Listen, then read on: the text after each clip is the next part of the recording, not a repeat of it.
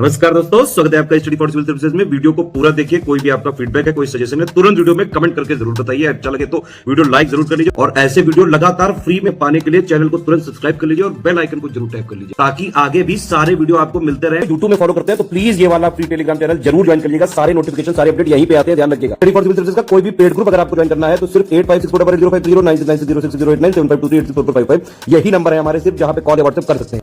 Instagram पे हमारा page जरूर फॉलो कर लीजिएगा, स्टडी फॉर सिविल .सर्विसेज है। ट्विटर पे हमको जरूर फॉलो कर लीजिएगा, @स्टडी फॉर सिविल्स है।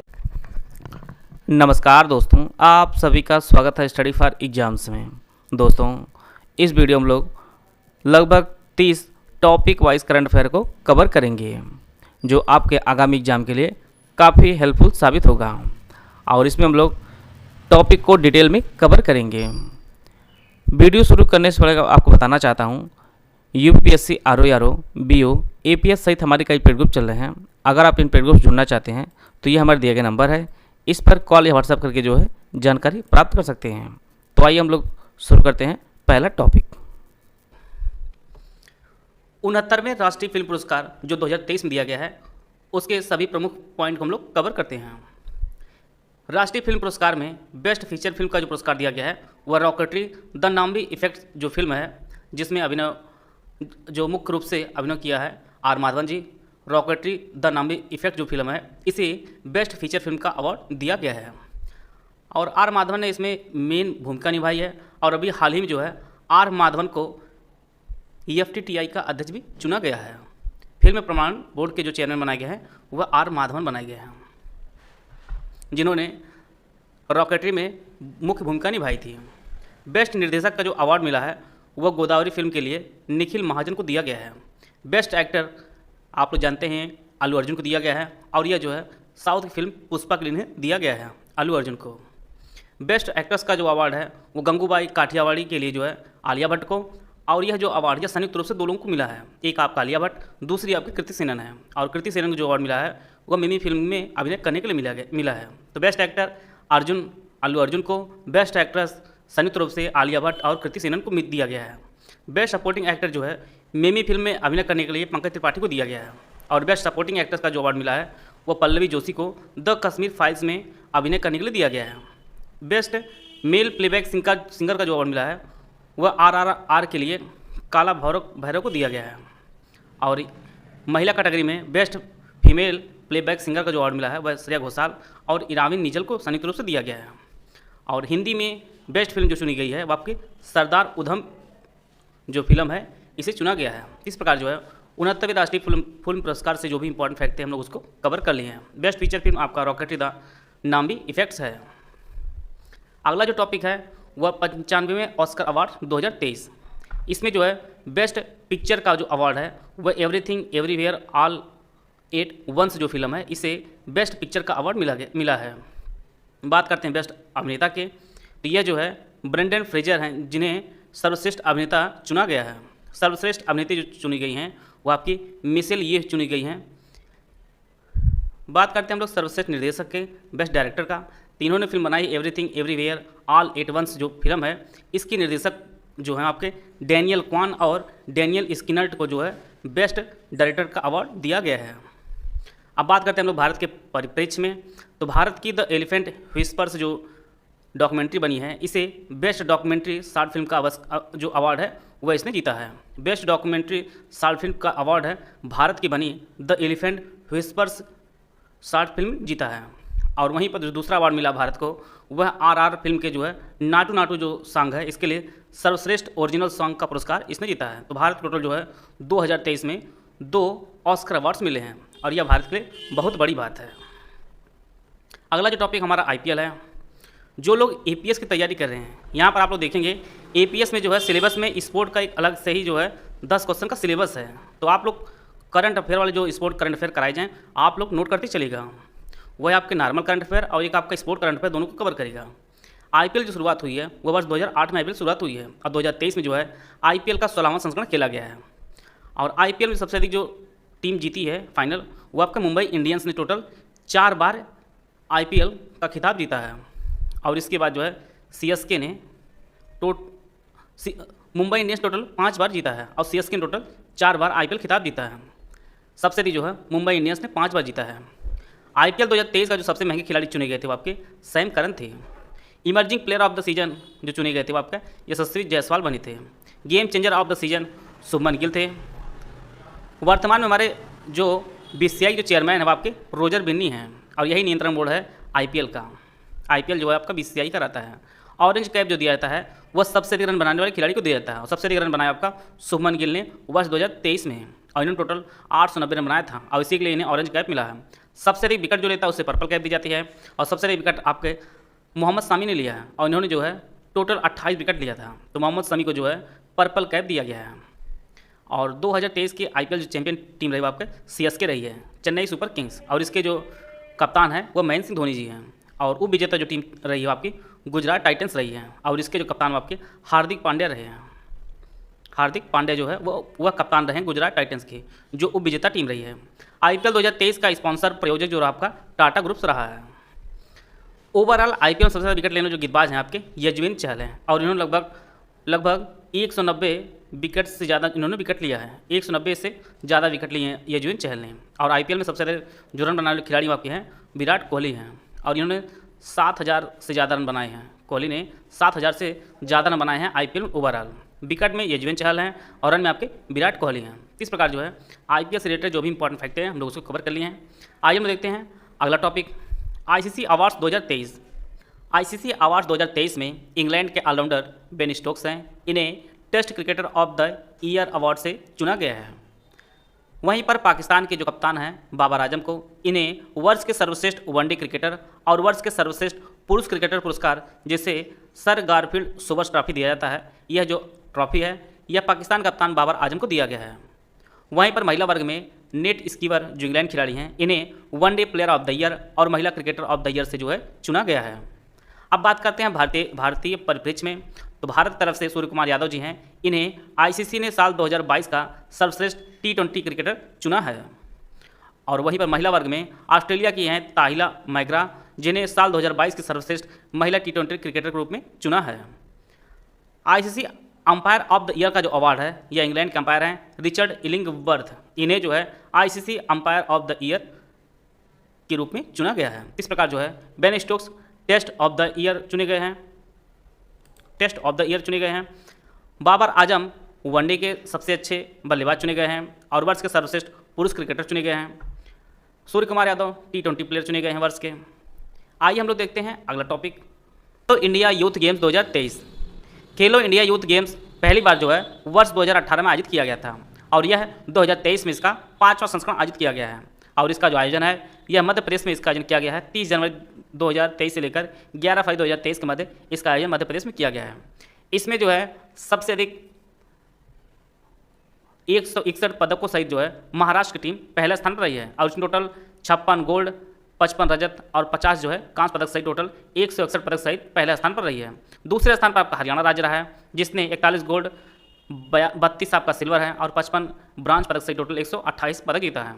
और आयोजक जो राज्य रहा आपका मध्य प्रदेश के तीसरे स्थान पर रहा है जिसने 39 गोल्ड, 30 सिल्वर और 27 आपके ब्रांज पदक सहित टोटल 96 पदक जीते हैं। इस प्रकार जो है खेलो इंडिया यूथ गेम्स के 5वें संस्करण में महाराष्ट्र आपका पहले स्थान पर है, हरियाणा दूसरे स्थान पर और मध्य प्रदेश आपका तीसरे स्थान पर रहा है और इसका जो आयोजन है आपके मध्य प्रदेश में किया गया है। अगला जो टॉपिक है खेलो इंडिया यूनिवर्सिटी गेम 2023। प्रधानमंत्री नरेंद्र मोदी ने लखनऊ में उत्तर प्रदेश के खेलो इंडिया यूनिवर्सिटी गेम्स के तीसरे संस्करण का वर्चुअल उद्घाटन किया था। यह इसका तीसरा संस्करण आयोजित किया गया था और इसका जो शुभंकर है वो आपका जीतू है। यह उत्तर प्रदेश को राजकीय पशु बारहसिंगा है, इसका यह प्रतिनिधित्व करता है। खेलो इंडिया यूनिवर्सिटी गेम्स का जो पहला संस्करण आयोजित किया गया था वह वर्ष 2020 में ओडिशा में किया गया था। दूसरा संस्करण अब आपके बेंगलुरु कर्नाटक में आयोजित किया गया है और यह इसका तीसरा संस्करण है। जो प्रतियोगिताएं खेली गई हैं यह उत्तर प्रदेश के 4 शहरों में इसका आयोजन किया गया है और यह शहर आपके काफ़ी इंपॉर्टेंट आपके यूपी की परीक्षा के दृष्टिकोण से। एक आपका वाराणसी है, दूसरा आपका लखनऊ है, तीसरा गौतम बुद्ध नगर है और चौथा आपका गोरखपुर। यह 4 शहर आपके हैं जहाँ पर इसका आयोजन किया गया है।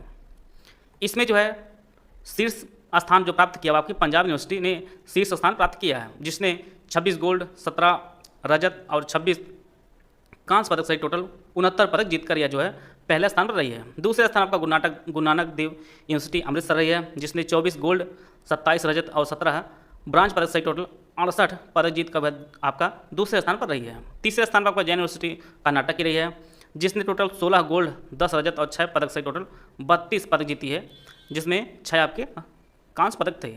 इस प्रकार जो है पंजाब यूनिवर्सिटी पहले स्थान पर है, दूसरे स्थान आपका गुरु नानक देव यूनिवर्सिटी अमृतसर, तीसरे स्थान आपका जैन यूनिवर्सिटी कर्नाटक रही है।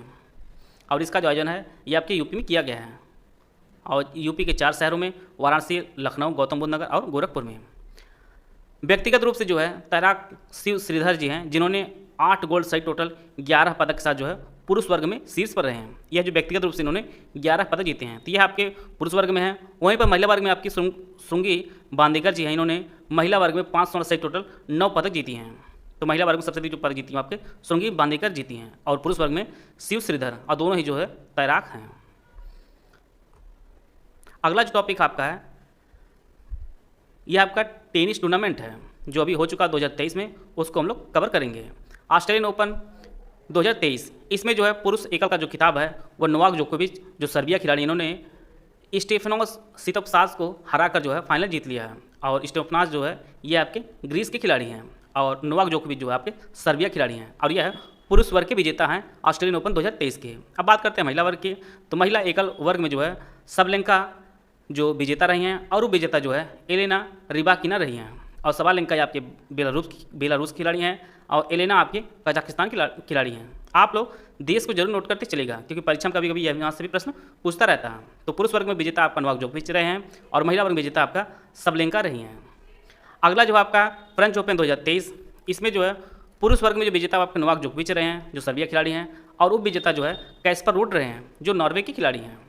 नोवाक जोकोविच ने जो है कैस्पर रूड को हराकर फ्रेंच ओपन 2023 के पुरुष सिंगल का जो खिताब उसने जीत लिया है। और बात करते हैं महिला वर्ग में, तो महिला सिंगल वर्ग में जो है ईगा स्विकटेक ने जो है कैरोलिना मुचुआ को हराकर फाइनल जीत लिया है।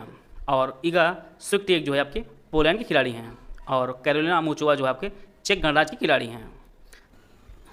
हाल में जो संगठन है उनसे संबंधित जो भी इम्पोर्टेंट करंट न्यूज रही है किसी भी कारण से, उनको हम लोग देखेंगे।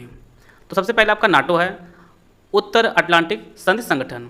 इसकी जो स्थापना हुई है वह अप्रैल 1949 को इसकी स्थापना हुई है, और ये चर्चा में इसलिए रहा है क्योंकि फिनलैंड जो है इसका सबसे नवीनतम सदस्य बना है। और नाटो वर्तमान में कुल टोटल जो है 31 सदस्य देश हो गए हैं, और 31वां जो सदस्य रहा आपका फिनलैंड बना है। इसका जो मुख्यालय वह आपका ब्रुसेल्स बेल्जियम में है। तो नाटो जो 31वां जो सदस्य बना है वह फिनलैंड बना है, और यह काफ़ी इंपॉर्टेंट आपकी परीक्षा के लिए है।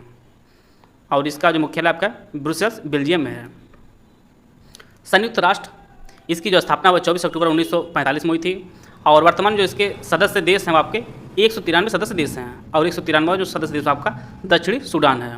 और वर्तमान में जो संयुक्त राष्ट्र के जो महासचिव हैं वह एंटोनियो गुटेरेस हैं, और यह किस देश से हैं यह काफ़ी इंपॉर्टेंट है। तो ये आपके पुर्तगाल के हैं, पुर्तगाल के एंटोनियो गुटेरेस जो संयुक्त राष्ट्र के महासचिव हैं।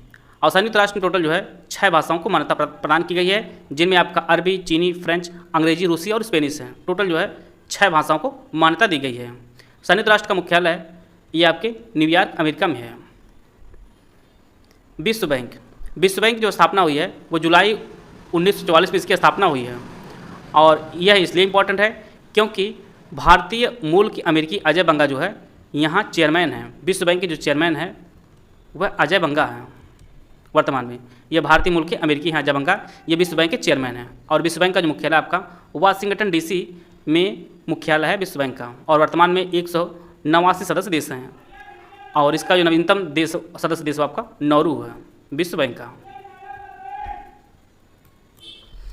अंतर्राष्ट्रीय सौर संगठन, इसका जो गठन किया गया था वह 30 नवंबर 2012 को इसका गठन किया गया था, अंतर्राष्ट्रीय सौर गठबंधन का।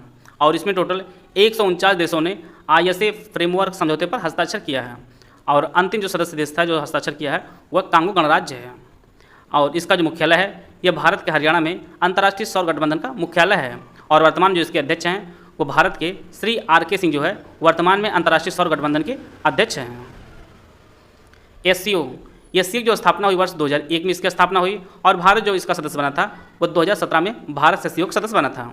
वर्तमान में SCO में कुल जो है 9 सदस्य देश हैं। इनमें आपका चीन है, Bharat, Iran, Kazakhstan, Kyrgyzstan, Pakistan, रूस, ताजिकिस्तान और उज्बेकिस्तान। टोटल जो है 9 सदस्य देश हैं। और हाल ही में जो है ईरान आधिकारिक तौर पर इसका 9वां सदस्य बना है। जो नवीनतम सदस्य बना है एससीओ का, वो आपका ईरान है। एससीओ का जो सचिवालय आपके बीजिंग चीन में स्थित है। और 22वां शिखर सम्मेलन जो आयोजित किया गया 4 जुलाई 2023 को वर्चुअली आयोजित किया गया है, और इसकी जो अध्यक्षता है वो प्रधानमंत्री नरेंद्र मोदी ने इसकी अध्यक्षता की है। और इसी में जो है एससीओ का नवा सदस्य बना आपका ईरान बना है।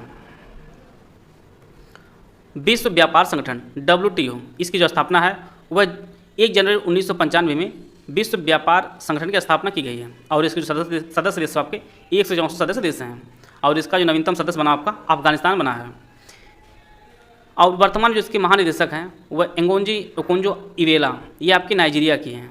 और विश्व व्यापार संगठन की पहली महिला महानिदेशक बनी है एंगोंजी इकोंजो इवेला। और विश्व व्यापार संगठन का जो मुख्यालय आपका जिनेवा स्विट्जरलैंड में स्थित है।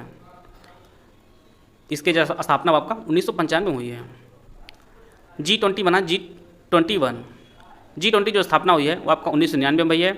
और इसका जो नवीनतम सदस्य बना है वह अफ्रीकी यूनियन जो है यह इसका नवीनतम सदस्य बना है। और भारत जो है 1 दिसंबर 2022 से लेकर 30 नवंबर 2023 तक G20 की अध्यक्षता कर रहा है। और अभी हाल ही में जो है नई दिल्ली में भारत में 9 और 10 सितंबर 2023 को 18वां G20 शिखर सम्मेलन का आयोजन किया गया था। और इस शिखर सम्मेलन जो थीम रखी गई थी वो वसुधैव कुटुंबकम इसकी थीम रखी गई थी। और इसका जो अर्थ होता है विश्व एक परिवार, इसका अर्थ होता है।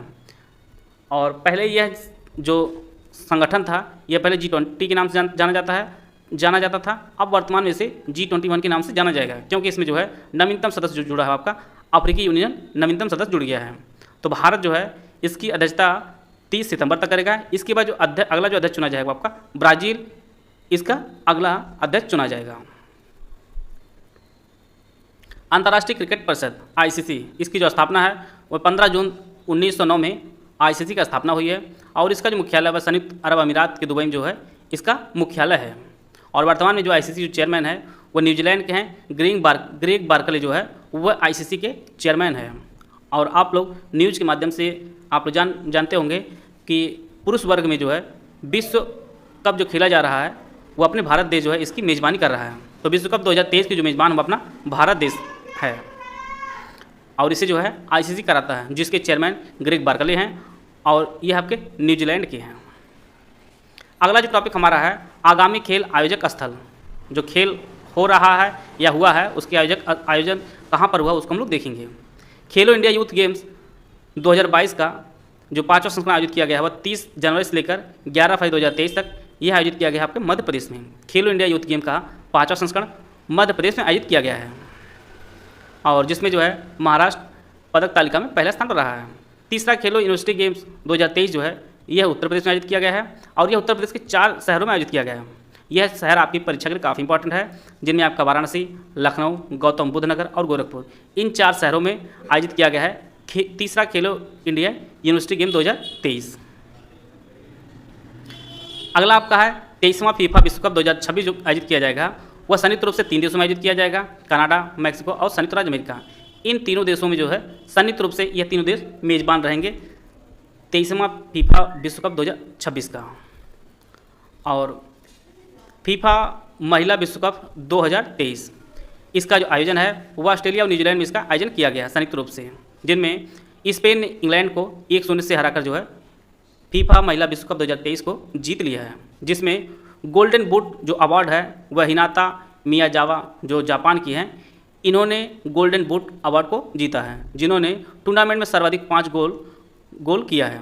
और अगला जो अवार्ड आपका गोल्डन बॉल का है, जिसे आइटाना बोनमती को दिया गया है। आइटाना बोनमती ये आपकी स्पेन की खिलाड़ी हैं। और गोल्डन ग्लव जो है यह मैरी इयरप्स को दिया गया है और ये आपके इंग्लैंड खिलाड़ी हैं। तो गोल्डन बूट हिनाता को, गोल्डन बॉल आइटाना बोनमती को और गोल्डन ग्लव आपका मैरी इयरप्स को दिया गया है। और इसमें जो है विजेता टीम रही आपकी स्पेन की है और वो विजेता आपका इंग्लैंड रही है। 33वां ग्रीष्मकालीन ओलंपिक खेल जो 2024 में आयोजित होगा ये आपके पेरिस फ्रांस में इसका आयोजन किया जाएगा। 33वां ग्रीष्मकालीन ओलंपिक खेल और 34वां ग्रीष्मकालीन ओलंपिक खेल जो 2028 में आयोजित होगा ये लॉस एंजलिस अमेरिका में आयोजित किया जाएगा। और ग्रीष्मकालीन ओलंपिक प्रत्येक 4 साल के अंतर पर आयोजित किया जाता है। 25वां शीतकालीन ओलंपिक 2026 में आयोजित होगा वो मिलान व कोर्टिना जो शहर है आपके इटली में, यहाँ पर इसका आयोजन किया जाएगा। 25वां शीतकालीन ओलंपिक 2026 मिलान व कार्टूनिया जो इटली में स्थित है, यहाँ पर इसका आयोजन किया जाएगा। 37वां जो राष्ट्रीय खेल 2023 है, इसका जो आयोजन आपके गोवा में आयोजित होने वाला है। 37वां राष्ट्रीय खेल 2023 ये आपके गोवा में आयोजित होने वाला है। 38वां राष्ट्रीय खेल 2024 में होगा, आपके उत्तराखंड में होगा। 38वां 2024 में होगा आपको उत्तराखंड में। 37वां जो आपका गोवा में आयोजित होने वाला है। 19वां एशियाई खेल 2023 या हांगझो जो चीन में स्थित है, यहाँ पर इसका आयोजन होगा। और 23वां राष्ट्रमंडल खेल 2026 का आयोजन विक्टोरिया जगह है आपकी ऑस्ट्रेलिया में, यहाँ पर इसका आयोजन किया जाएगा। 23वां राष्ट्रमंडल खेल 2026। और विश्व बैडमिंटन चैंपियनशिप 2023 का आयोजन डेनमार्क के कोपहेगेन में आयोजित किया गया है। विश्व बैडमिंटन चैंपियनशिप 2023 डेनमार्क के कोपेनहेगन में।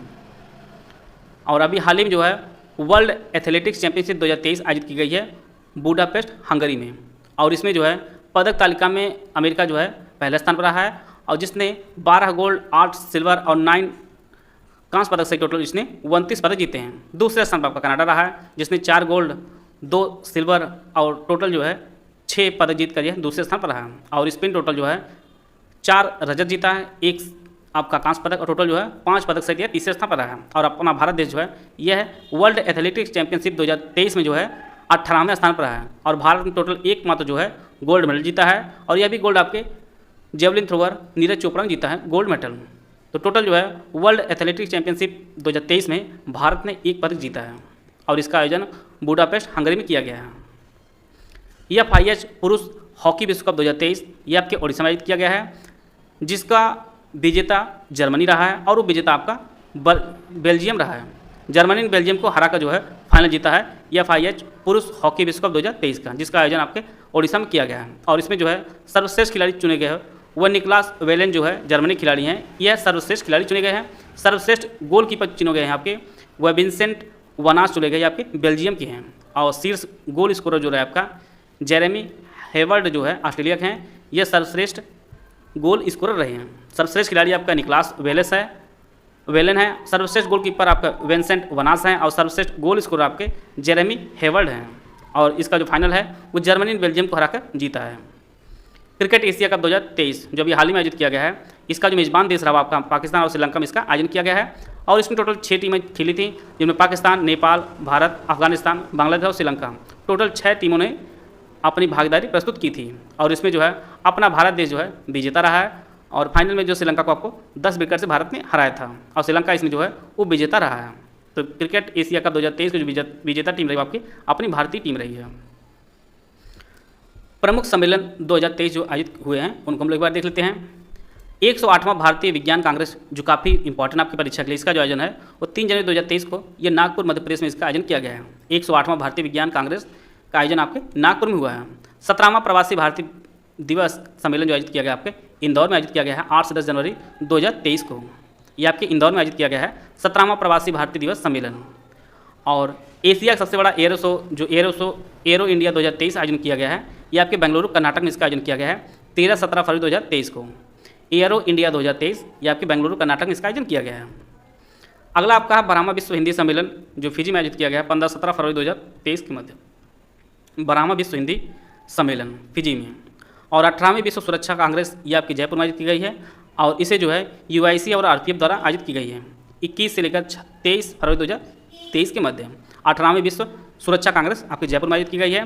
अंतर्राष्ट्रीय योग महोत्सव 2023 का आयोजन ऋषिकेश उत्तराखंड में आयोजन किया गया है, अंतर्राष्ट्रीय योग महोत्सव 2023 का। इसी प्रकार से 7वां अंतर्राष्ट्रीय धर्म सम्मेलन जो आयोजित किया गया है धम्म सम्मेलन, ये आपके भोपाल मध्य प्रदेश में आयोजित किया गया है 3 मार्च 2023 को।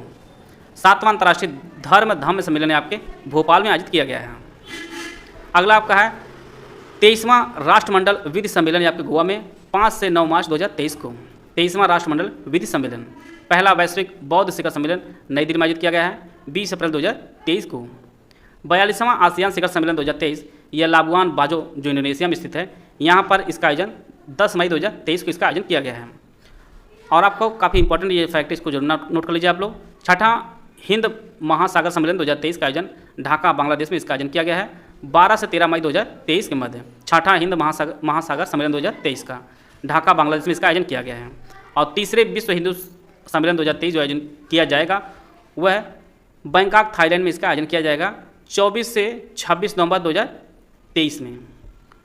24 से 26 नवंबर 2023 के मध्य जो है तीसरे विश्व हिंदू सम्मेलन 2023 का आयोजन किया जाएगा। इस प्रकार आज का जो पहला टॉपिक है वह चंद्रयान मिशन 3 है। चंद्रयान 3 को भारतीय अंतरिक्ष अनुसंधान संगठन, जिसे हम लोग इसरो का नाम जानते हैं, इसरो ने 14 जुलाई 2023 को लॉन्च किया था और इसके पश्चात 23 अगस्त 2023 को चंद्रयान 3 जो है यह चंद्रमा की धरती पर जो है वह उतरा था। इसकी जो लैंडिंग हुई थी वह 23 अगस्त 2023 को इसकी लैंडिंग हुई थी और इसे 14 जुलाई 2023 को प्रक्षेपित किया गया था। इससे पूर्व जो है भारत ने चंद्रमा के लिए पहला जो मिशन लॉन्च किया था वो 22 अक्टूबर 2008 को लॉन्च किया गया था भारत द्वारा, पहला चंद्रयान मिशन। इसके बाद दूसरा जो चंद्रयान मिशन लॉन्च किया गया था चंद्रयान 2, जिसे 22 जुलाई 2019 को लॉन्च किया गया था। तो पहला जो चंद्र मिशन जो पहला लॉन्च किया गया था भारत द्वारा आपका 2008 में, दूसरा आपका 2019 में और तीसरा आपका 2023 में लॉन्च किया गया है। चंद्रयान 3 मिशन के लिए लैंडर का जो नाम रखा गया वह विक्रम रखा गया है और रोवर का नाम जो है आपका प्रज्ञान रखा गया है। और चंद्रयान 3 मिशन को GSLV Mark 3 से जो है इसे लॉन्च किया गया है। GSLV Mk3 से लॉन्च किया गया है चंद्रयान मिशन 3 को। इसके लैंडर का नाम विक्रम है और रोवर का नाम प्रज्ञान रखा गया है। कुल खर्च की बात की जाए तो चंद्रयान 3 का जो लगभग कुल खर्च आया वह लगभग 615 करोड़ रुपये इसका कुल खर्च आया है। और हमारा चंद्रयान 3 जो उतरा है वह चंद्रमा जो है दक्षिणी ध्रुव पर उतरा है। इसमें कई लोग काफ़ी अच्छा कार्य किए हैं। उनमें जो सबसे इम्पॉर्टेंट है आपका रॉकेट वुमेन ऑफ इंडिया के जो नाम से मशहूर हैं ऋतु करिधल चंद्र, यह जो है अंतरिक्ष मिशन का इन्होंने नेतृत्व किया है चंद्रयान 3 में, ऋतु करिधल चंद्र, और ये आपके लखनऊ की है। इन्हें जो है रॉकेट वुमेन ऑफ इंडिया के नाम से जाना जाता है। और इसी के साथ जो है चंद्रमा पर अंतरिक्ष यान उतारने वाला भारत जो है चौथा देश बन गया है। इससे पहले जो है सोवियत संघ, अमेरिका और चीन ने जो है चंद्रमा पर अपना अंतरिक्ष यान उतारा था और भारत जो है इस कड़ी में चौथा देश बन गया है। और 23 अगस्त को जो है चंद्रमा पर जो हमारा यान उतरा है चंद्रयान 3, इसी के उपलक्ष्य में प्रत्येक वर्ष जो है राष्ट्रीय अंतरिक्ष दिवस जो आपका 23 अगस्त को मनाया जाएगा। तो यह एक नया दिवस है, यह आपकी परीक्षा के लिए काफ़ी इंपॉर्टेंट होगा। 23 अगस्त को जो है राष्ट्रीय अंतरिक्ष दिवस अब मनाया जाएगा। जहाँ पर चंद्रयान 3 ने लैंडिंग की है उस जगह को शिव शक्ति बिंदु के नाम से जाना जाएगा। इसे जो है शिव शक्ति बिंदु के नाम से जाना जाएगा। और इससे पूर्व जो है चंद्रमा पर जो हमारा चंद्रयान 2 लैंड किया था, लैंडर जो गिरा था हमारा, और उस स्थान को अब तिरंगा पॉइंट के नाम से जाना जाएगा। यह दोनों जो नाम है इसको आप नोट कर लीजिए। तिरंगा पॉइंट, जहाँ पर चंद्रयान 2 का लैंडर गिरा था वह तिरंगा पॉइंट, और जहाँ पर चंद्रयान 3 ने लैंडिंग की उसे शिव शक्ति बिंदु के नाम से जाना जाएगा। वर्तमान में हमारे जो इसरो के चेयरमैन वो आपके एस सोमनाथ जी वर्तमान में इसरो के चेयरमैन हैं और इन्हीं के देख रेख में जो है चंद्रयान 3 मिशन जो है सफलतापूर्वक लॉन्च किया गया और लैंड किया है। इस प्रकार जो है चंद्रयान 3 से संबंधित इंपॉर्टेंट जो फैक्ट हैं हम लोग उसको कवर कर लिए हैं। अगला जो टॉपिक हमारा हुआ बाघ गणना 2022 है।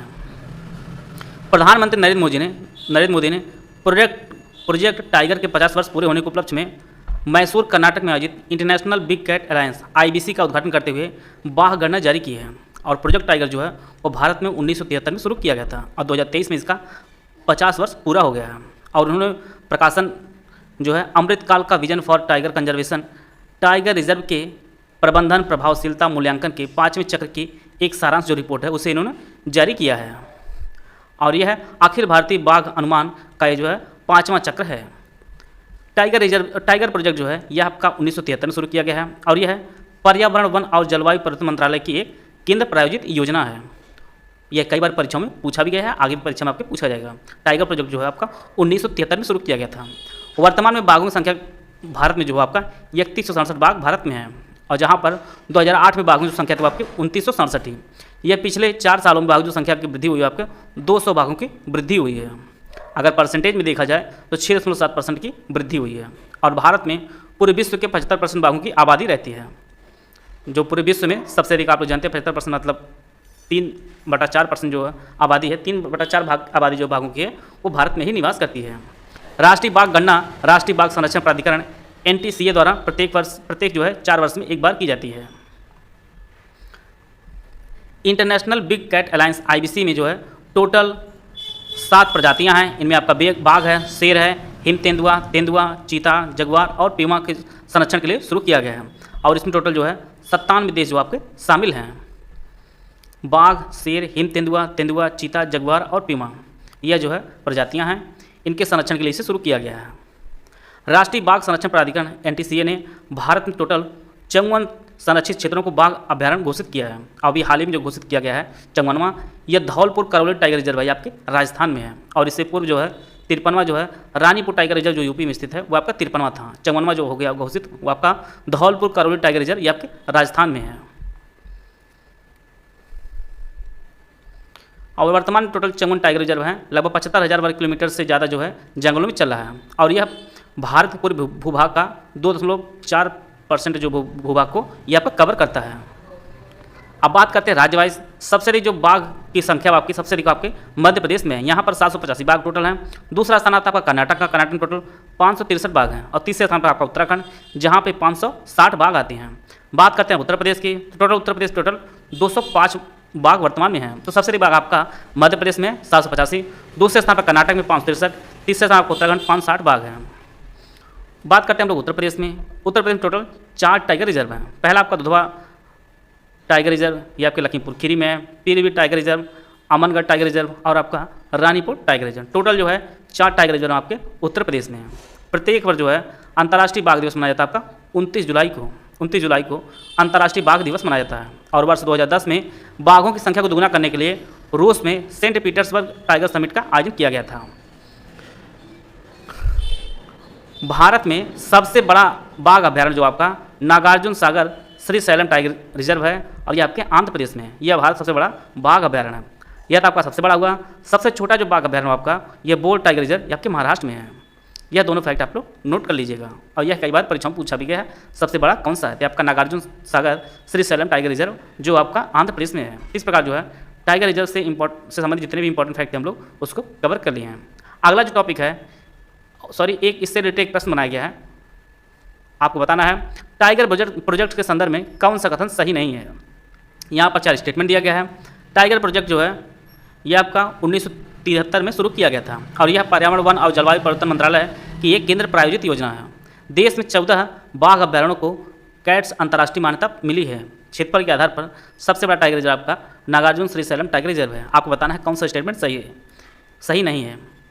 यहाँ पर जो पहला स्टेटमेंट ये सही है। टाइगर रिजर्व प्रोजेक्ट टाइगर आपका 1973 में शुरू किया गया था। यह पर्यावरण, वन और जलवायु परिवर्तन मंत्रालय की एक केंद्र प्रायोजित योजना है। यह भी आपका स्टेटमेंट सही है। देश में 14 नहीं, यह आपके 17 बाघ अभ्यारण्यों को कैट्स अंतर्राष्ट्रीय मान्यता मिली है। तो इसका जो ऑप्शन सी होगा वो आपका सही होगा। अब बाकी क्षेत्रफल इससे देखा जाए तो सबसे बड़ा टाइगर रिजर्व आपका नागार्जुन सागर श्रीशैलम टाइगर रिजर्व जो आपका आंध्र प्रदेश में है। इसका जो ऑप्शन सी है वो आपका सही है। अगला जो टॉपिक है वो आपका G20 शिखर सम्मेलन, जो काफ़ी इंपॉर्टेंट टॉपिक है।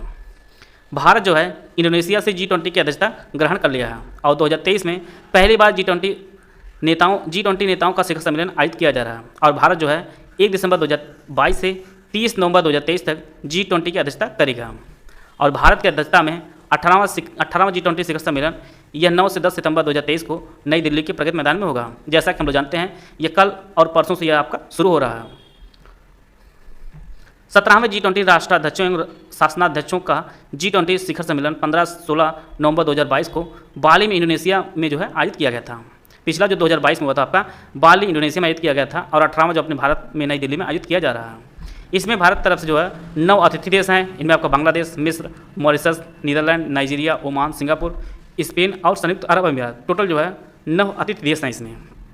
और इसमें ट्रोइका का निर्माण किया जाता है, और इस ट्रोइका में जो है भारत, इंडोनेशिया और ब्राज़ील जो है इसमें शामिल होंगे। ट्रोइका में 3 देश शामिल होते हैं। इनमें आपका भारत होगा, इंडोनेशिया होगा और आपका ब्राज़ील शामिल होगा। भारत के G20 अध्यक्षता का विषय जो है आपका वसुधैव कुटुंबकम, या एक पृथ्वी एक कुटुंब एक भविष्य, और यह आपके महाउपनिषद के प्राचीन संस्कृत पाठ से लिया गया है। वसुधैव कुटुंबकम जो है यह थीम है G20 की अध्यक्षता जो भारत कर रहा है। एजेंडा और कार्य का समन्वय G20 देशों के प्रतिनिधियों द्वारा किया जाता है, जिन्हें शेरपा कहा जाता है। और वर्तमान में जो हमारे शेरपा हैं भारत के, वह नीति आयोग के पूर्व CEO अमिताभ कांत जो है यह भारत के शेरपा हैं। G20 सम्मेलन में स्पेन को अस्थायी अतिथि के रूप में जो है आमंत्रित किया जाता है प्रत्येक बार। ग्रुप ऑफ 20 अंतर्राष्ट्रीय आर्थिक सहयोग का प्रमुख मंच है। यह सभी प्रमुख अंतर्राष्ट्रीय आर्थिक मुद्दों पर वैश्विक संरचना और अनुशासन निर्धारित करने तथा उसे मजबूत करने के महत्वपूर्ण भूमिका जो आपका निभाता है।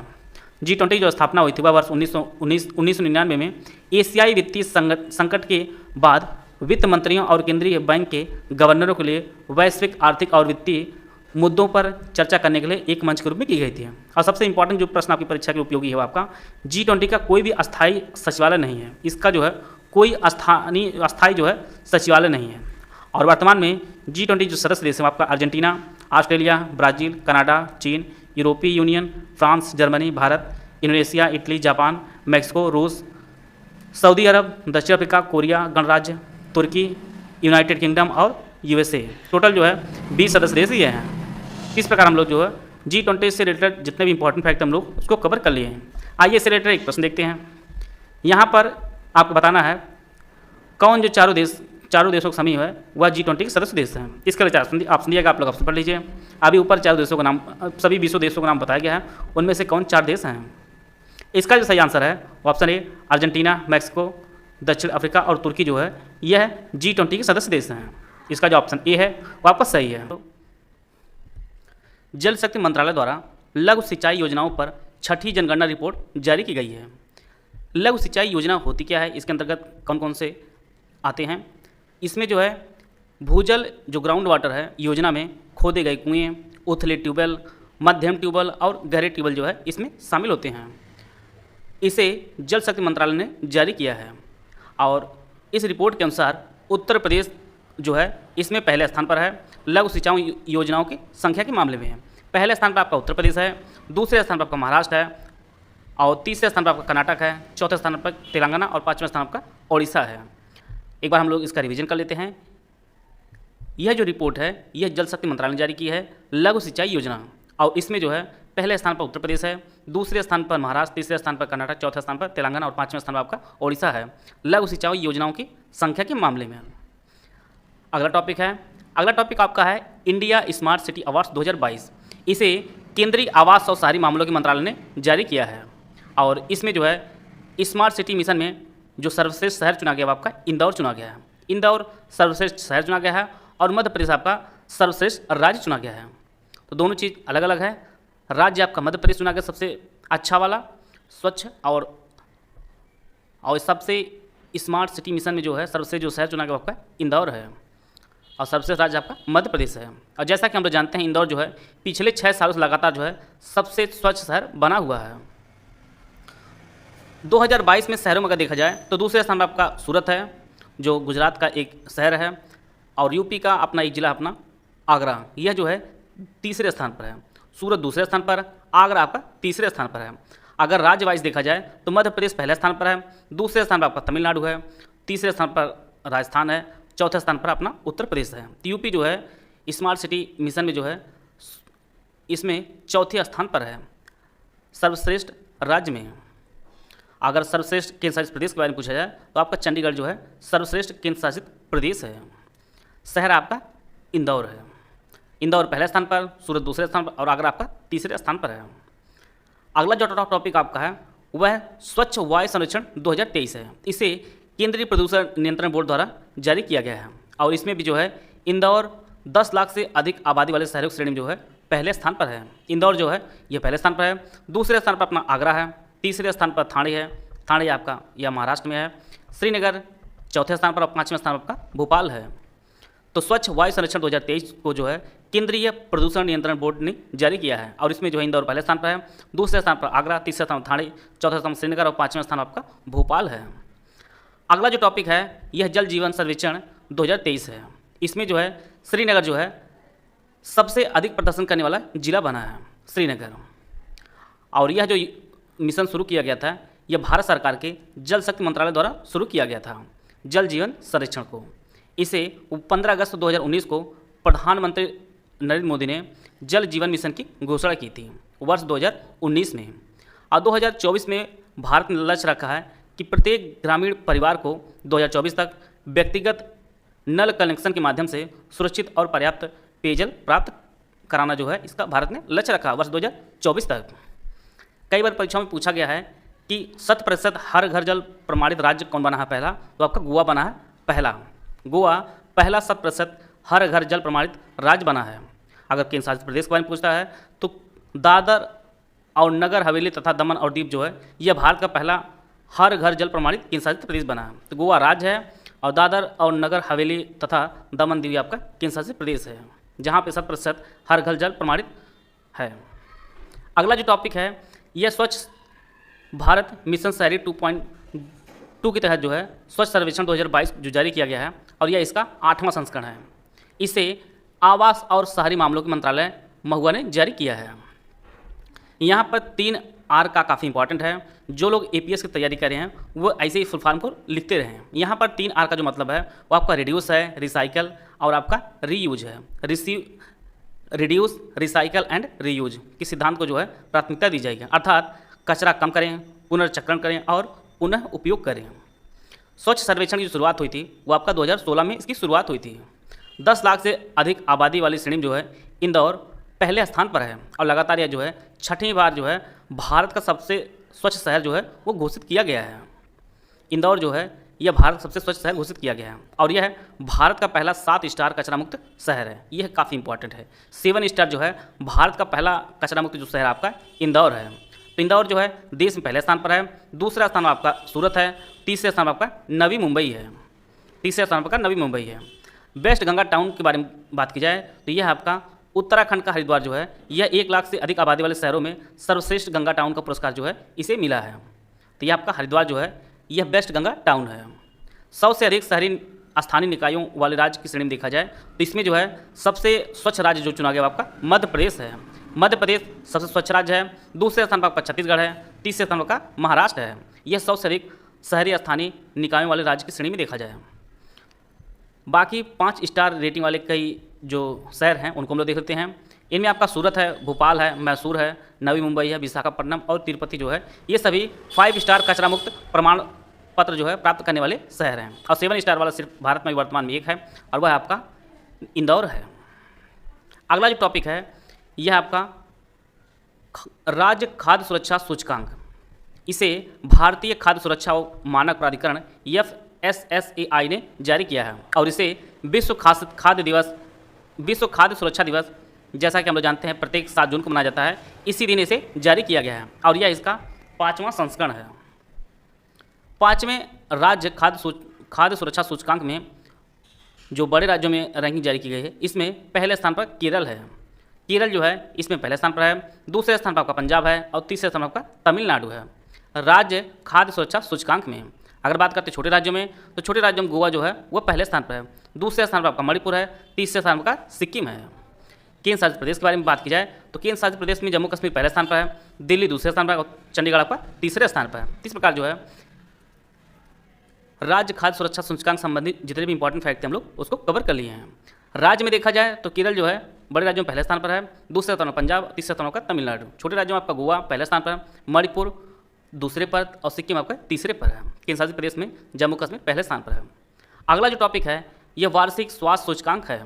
इसे मई 2023 में जो है 2023 में 2020-21 के कोविड वर्ष के लिए यह जो सूचकांक जारी किया गया है इसे नीति आयोग ने जारी किया है। और जैसा कि हम लोग जानते हैं 1 जनवरी वर्ष 2015 को जो है नीति आयोग की स्थापना की गई है। इसमें जो है बड़े राज्यों में जो दक्षिणी राज्य आपका केरल है, तमिलनाडु और तेलंगाना, यह तीनों राज्य जो है ये शीर्ष पर हैं स्वास्थ्य सूचकांक में। और सबसे खराब हालत है स्वास्थ्य सूचकांक की, उसमें आपका बिहार है, उत्तर प्रदेश है और मध्य प्रदेश जो है यह नीचे के 3 राज्य हैं। बिहार आपका 19वें स्थान पर है, 18वें स्थान पर आपका उत्तर प्रदेश है और 17वें स्थान पर आपका मध्य प्रदेश है। सबसे अच्छा जो स्वास्थ्य सूचकांक वो आपका केरल का है। केरल जो है सबसे शीर्ष पर है और सबसे निचले पौधा जो 19वां है वो आपके बिहार का है। समग्र प्रदर्शन के मामले में मिजोरम, त्रिपुरा और सिक्किम जो है छोटे राज्यों के बीच जो है शीर्ष 3 राज्यों के रूप में स्थान अपना प्राप्त किए हैं। छोटे राज्यों में आपका मिजोरम, त्रिपुरा और सिक्किम जो है ये टॉप 3 हैं शीर्ष के। और केंद्र शासित प्रदेश की बात की जाए तो दादरा और नगर हवेली और दमन दीव जो है ये शीर्ष पर हैं। और नीति आयोग ने जो है केंद्रीय स्वास्थ्य मंत्रालय और विश्व बैंक के सहयोग से जो है वर्ष 2017 में वार्षिक स्वास्थ्य सूचकांक की शुरुआत की थी। इसे जो पहली बार इसे वर्ष 2017 में जारी किया गया था और इसे जो है नीति आयोग जारी करता है। आइए देखते हैं हम लोग अगला टॉपिक, राष्ट्रीय बहुआयामी गरीबी सूचकांक। इसे जो है नीति आयोग ने जारी किया है। राष्ट्रीय बहुआयामी गरीबी सूचकांक का यह दूसरा संस्करण है। अब पहला जो संस्करण था वो वर्ष 2021 में जारी किया गया है। इसे नीति आयोग जो है जारी करता है। राष्ट्रीय बहुआयामी गरीबी सूचकांक के 3 आयाम होते हैं। इनमें आपका स्वास्थ्य होता है, शिक्षा होता है और जीवन स्तर होता है।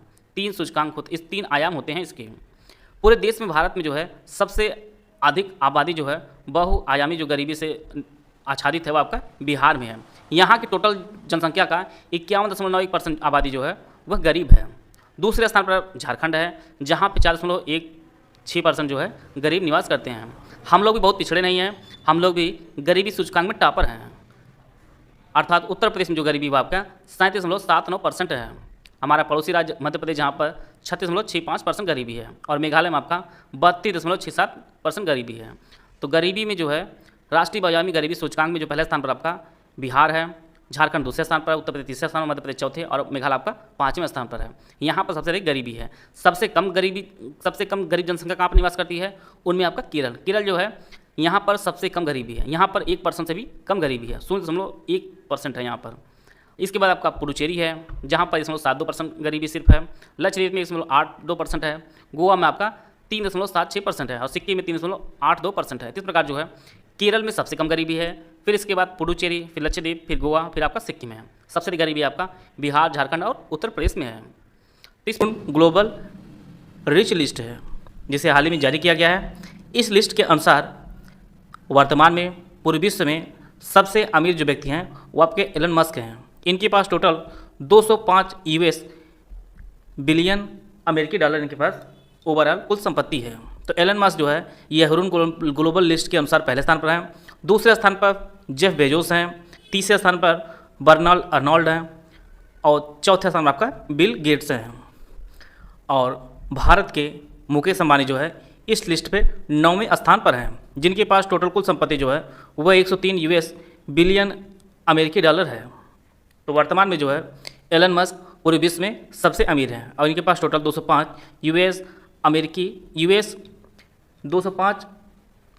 अमेरिकी बिलियन डॉलर इनके पास टोटल कुल संपत्ति है। अब हम लोग देख लेते हैं कि टॉप 10 भारतीय सबसे अमीर व्यक्ति कौन है। सबसे अमीर व्यक्ति भारत में जो है वो आपके मुकेश अंबानी है और यह पूरे विश्व में इनका स्थान 9वां है। दूसरे स्थान पर आपका गौतम अडानी है और इनका पूरे विश्व में जो स्थान है आपका 23वां स्थान है। साइरस पूनावाला भारतीयों में तीसरे स्थान पर है और पूरे विश्व में 46वां स्थान है। शिव नाडर और उनकी फैमिली जो है पूरे विश्व में 50वें स्थान पर है और भारतीयों में आपके चौथे स्थान पर है। लक्ष्मी एन मित्तल यह 5वें स्थान पर भारत में है और पूरे विश्व में इनका स्थान जो है 76वां है। SP हिंदुजा एंड फैमिली ये भारत में 6वें स्थान पर है और पूरे विश्व में इनका जो स्थान आपका 76वां है। तो दोनों जो है संयुक्त रूप से हैं। और दिलीप सिंघवी एंड फैमिली आपके पूरे विश्व में 98वें स्थान पर है और भारत में आपका 7वें स्थान पर है। राधा कृष्णन दामिनी एंड फैमिली ये पूरे विश्व में 107वें स्थान पर है और भारत में टोटल जो है 8वें स्थान पर है। कुमार मंगलम बिरला और उनके फैमिली यह भारत में 9वें स्थान पर है और पूरे विश्व में इनका स्थान जो आपका 135वां है और 135वें स्थान पर पूरे विश्व में आपके उदय कोटक हैं और भारत में जो इनका स्थान आपका 10वां है। इस प्रकार जो है टॉप 10 भारतीय जो आपके हैं मुकेश अंबानी, गौतम अडानी, साइरस पूनावाला, शिव नाडर, लक्ष्मी एन मित्तल, SP हिंदुजा, दिलीप सिंघवी, राधा कृष्णन दामिनी, कुमार मंगलम और उदय कोटक, ये टॉप 10 जो है भारत के सबसे अमीर व्यक्ति हैं और भारत सबसे अमीर जो व्यक्ति आपके मुकेश अंबानी हैं। इनका जो स्थान पूरे विश्व में वो आपका 9वां स्थान है। स्वनिर्मित अरबपतियों के मामले में भारत जो है तीसरे स्थान पर है। पहले स्थान पर आपका चीन है, दूसरे स्थान आपका अमेरिका है, जिन्होंने अपने खुद मेहनत से जो है अरबपति बने हैं। इस लिस्ट में भारत का स्थान आपका तीसरा है। पहला स्थान पर आपका चीन है, दूसरे स्थान पर आपका अमेरिका है। भारत जो है इस लिस्ट में तीसरे स्थान पर है। भारत में हाल ही में जो प्रमुख प्रतिमा और उसका जो अनावरण किया गया है उसको हम लोग देखेंगे। स्टैचू ऑफ इक्वलिटी, ये आपके हैदराबाद जो तेलंगाना में स्थित है, यहाँ पर स्टैचू ऑफ इक्वलिटी का जो प्रतिमा है वह स्थापित की गई है। इसकी कुल लंबाई आपका 216 फीट है और 65 मीटर के बराबर है। और यह जो मूर्ति बनाई गई है स्टैचू ऑफ इक्वलिटी की, यह रामानुजाचार्य जी की मूर्ति है और यह बैठी हुई मुद्रा में विश्व की दूसरी सबसे बड़ी जो है प्रतिमा है और यह पंचधातु से बनाई गई है। इसमें सोना, चांदी, तांबा, पीतल और जस्ते का जो है प्रयोग किया गया है और इसका जो अनावरण किया गया है वो प्रधानमंत्री नरेंद्र मोदी द्वारा इसका अनावरण किया गया है हैदराबाद में स्टैचू ऑफ इक्वलिटी का। और यह जो प्रतिमा है यह रामानुजाचार्य जी की है। अगली जो स्टैचू है वह स्टैचू ऑफ बिलीफ, विश्वास स्वरूपम, और यह बनाई गई है आपके नाथ द्वार जो राजस्थान में स्थित है वहाँ पर इसे बनाई गई है। और यह भगवान शिव की प्रतिमा है। इसकी कुल ऊंचाई 269 फीट या 112 मीटर यह ऊंची है। और यह भगवान शिव की दुनिया में सबसे बड़ी शिव की मूर्ति है। यह आपके राजस्थान में स्थापित हुई स्टैचू ऑफ बिलीफ, जिसे विश्वास स्वरूपम के नाम से भी जाना जाता है। स्टैचू ऑफ पीस, शांति प्रतिमा, इसे श्रीनगर में केंद्रीय गृह मंत्री अमित शाह ने स्वामी रामानुजाचार्य के स्टैचू ऑफ पीस का जो है अनावरण किया है।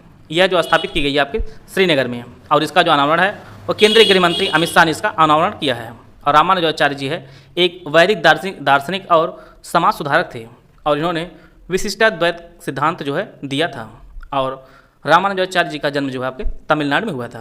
तो यह जो स्टैचू ऑफ पीस मूर्ति आपके श्रीनगर में स्थापित की गई है और अमित शाह ने इसका जो है अनावरण किया है। दूसरी एक स्टैचू ऑफ पीस है, वह राजस्थान के पाली जिले में स्थापित की गई है। पाली जिले में एक जैतपुरा जगह है, वहाँ पर स्थापित की गई है। और इसका जो अनावरण है वह नरेंद्र मोदी जी ने किया है। और यह जो मूर्ति है यह जैनाचार्य श्री विजय वल्लभ सुरेश्वर जी की मूर्ति है। और इनके 191वें जयंती समारोह पर जो है इसका अनावरण प्रधानमंत्री नरेंद्र मोदी जी ने किया है। और यह जो मूर्ति है यह 27 फीट ऊंची जो प्रतिमा है यह अष्टधातु से बनी है। और यह जो मूर्ति है यह जैन आचार्य विजय वल्लभ सुरेश्वर जी की मूर्ति है, जिसका अनावरण प्रधानमंत्री नरेंद्र मोदी ने किया है। और स्टैचू ऑफ पीस आपका राजस्थान में स्थापित हुई है। स्टैचू ऑफ प्रॉस्पेरिटी, यह जो मूर्ति बनाई गई है आपकी बेंगलुरु कर्नाटक में यह मूर्ति स्थापित की गई है। और यह टोटल 108 फीट ऊंची कांस्य प्रतिमा है। और यह जो प्रतिमा है यह श्रीनाथ प्रभु कैंपेगौड़ा की है, जो बेंगलुरु के संस्थापक रहे हैं स्टैचू ऑफ प्रॉस्पेरिटी। और कैंपेगौड़ा जो है यह विजयनगर साम्राज्य के अधीन एक जो है सामंत थे। और यह जो मूर्ति की जो मूर्तिकार रहे हैं वो आपके रामवीर सुतार जी रहे हैं। रामवीर सुतार जो है यह स्टैचू ऑफ प्रॉस्पेरिटी के मूर्तिकार रहे हैं। और यह जो मूर्ति है यह बेंगलुरु में स्थापित की गई है श्रीनाथ प्रभु कैंपेगौड़ा की।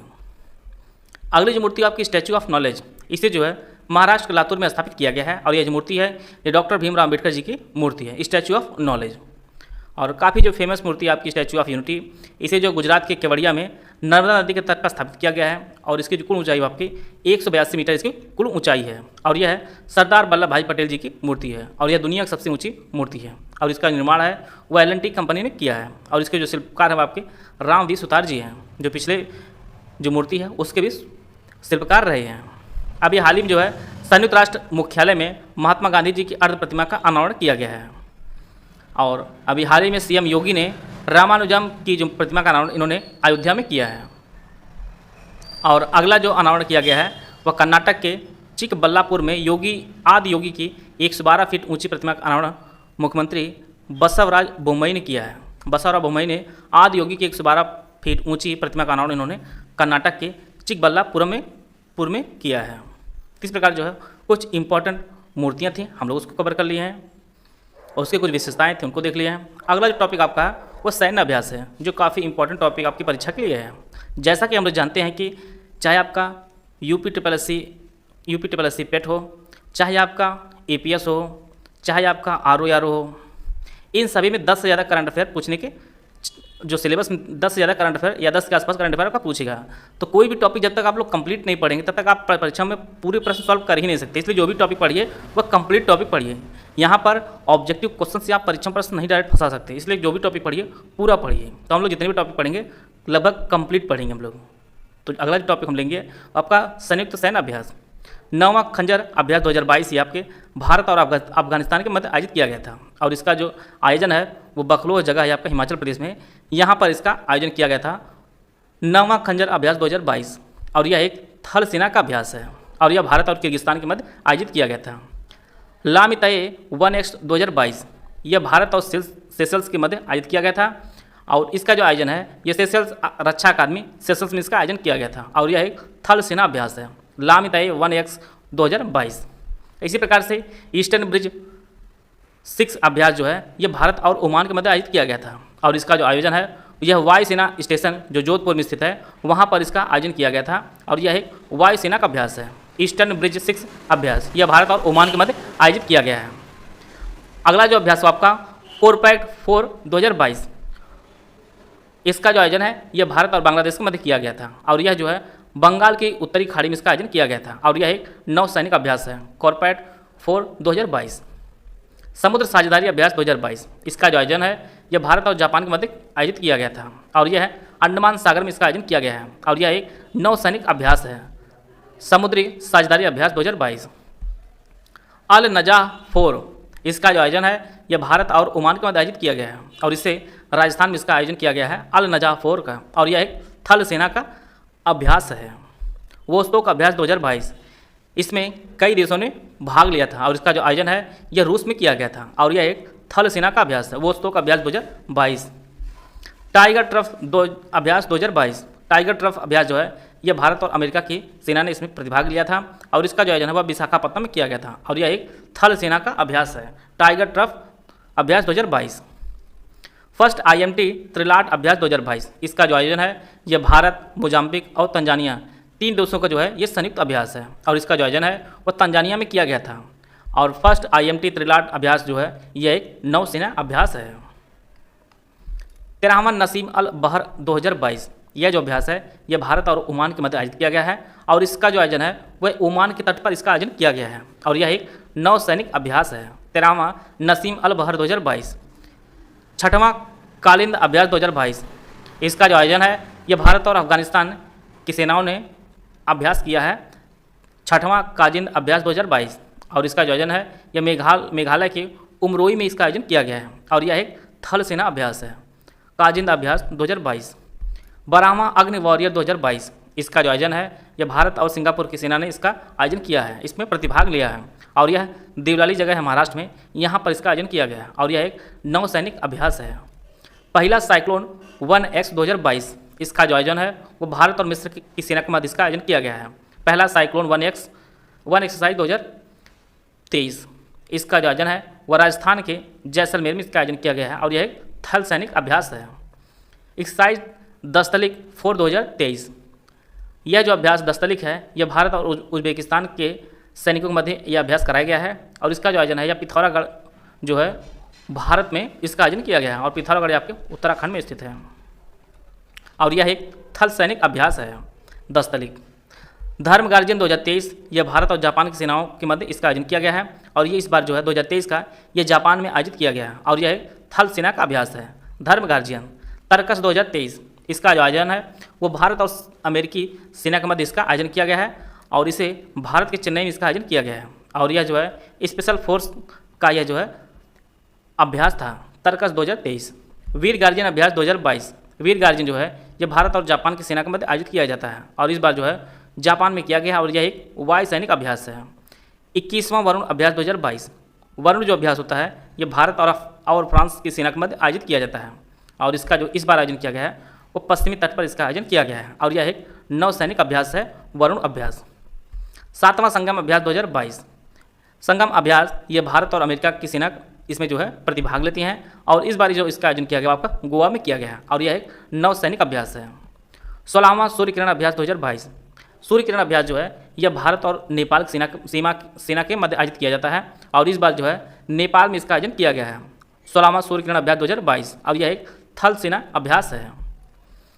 8वां गरुड़ शक्ति अभ्यास 2022, गरुड़ शक्ति अभ्यास जो है यह भारत और इंडोनेशिया की सेना के मध्य आयोजित किया जाता है गरुड़ शक्ति अभ्यास और इस बार जो है इंडोनेशिया के कारावांग जगह है वहाँ पर 8वां गरुड़ शक्ति अभ्यास 2022 कराया गया है और यह जो है एक थल सेना अभ्यास है।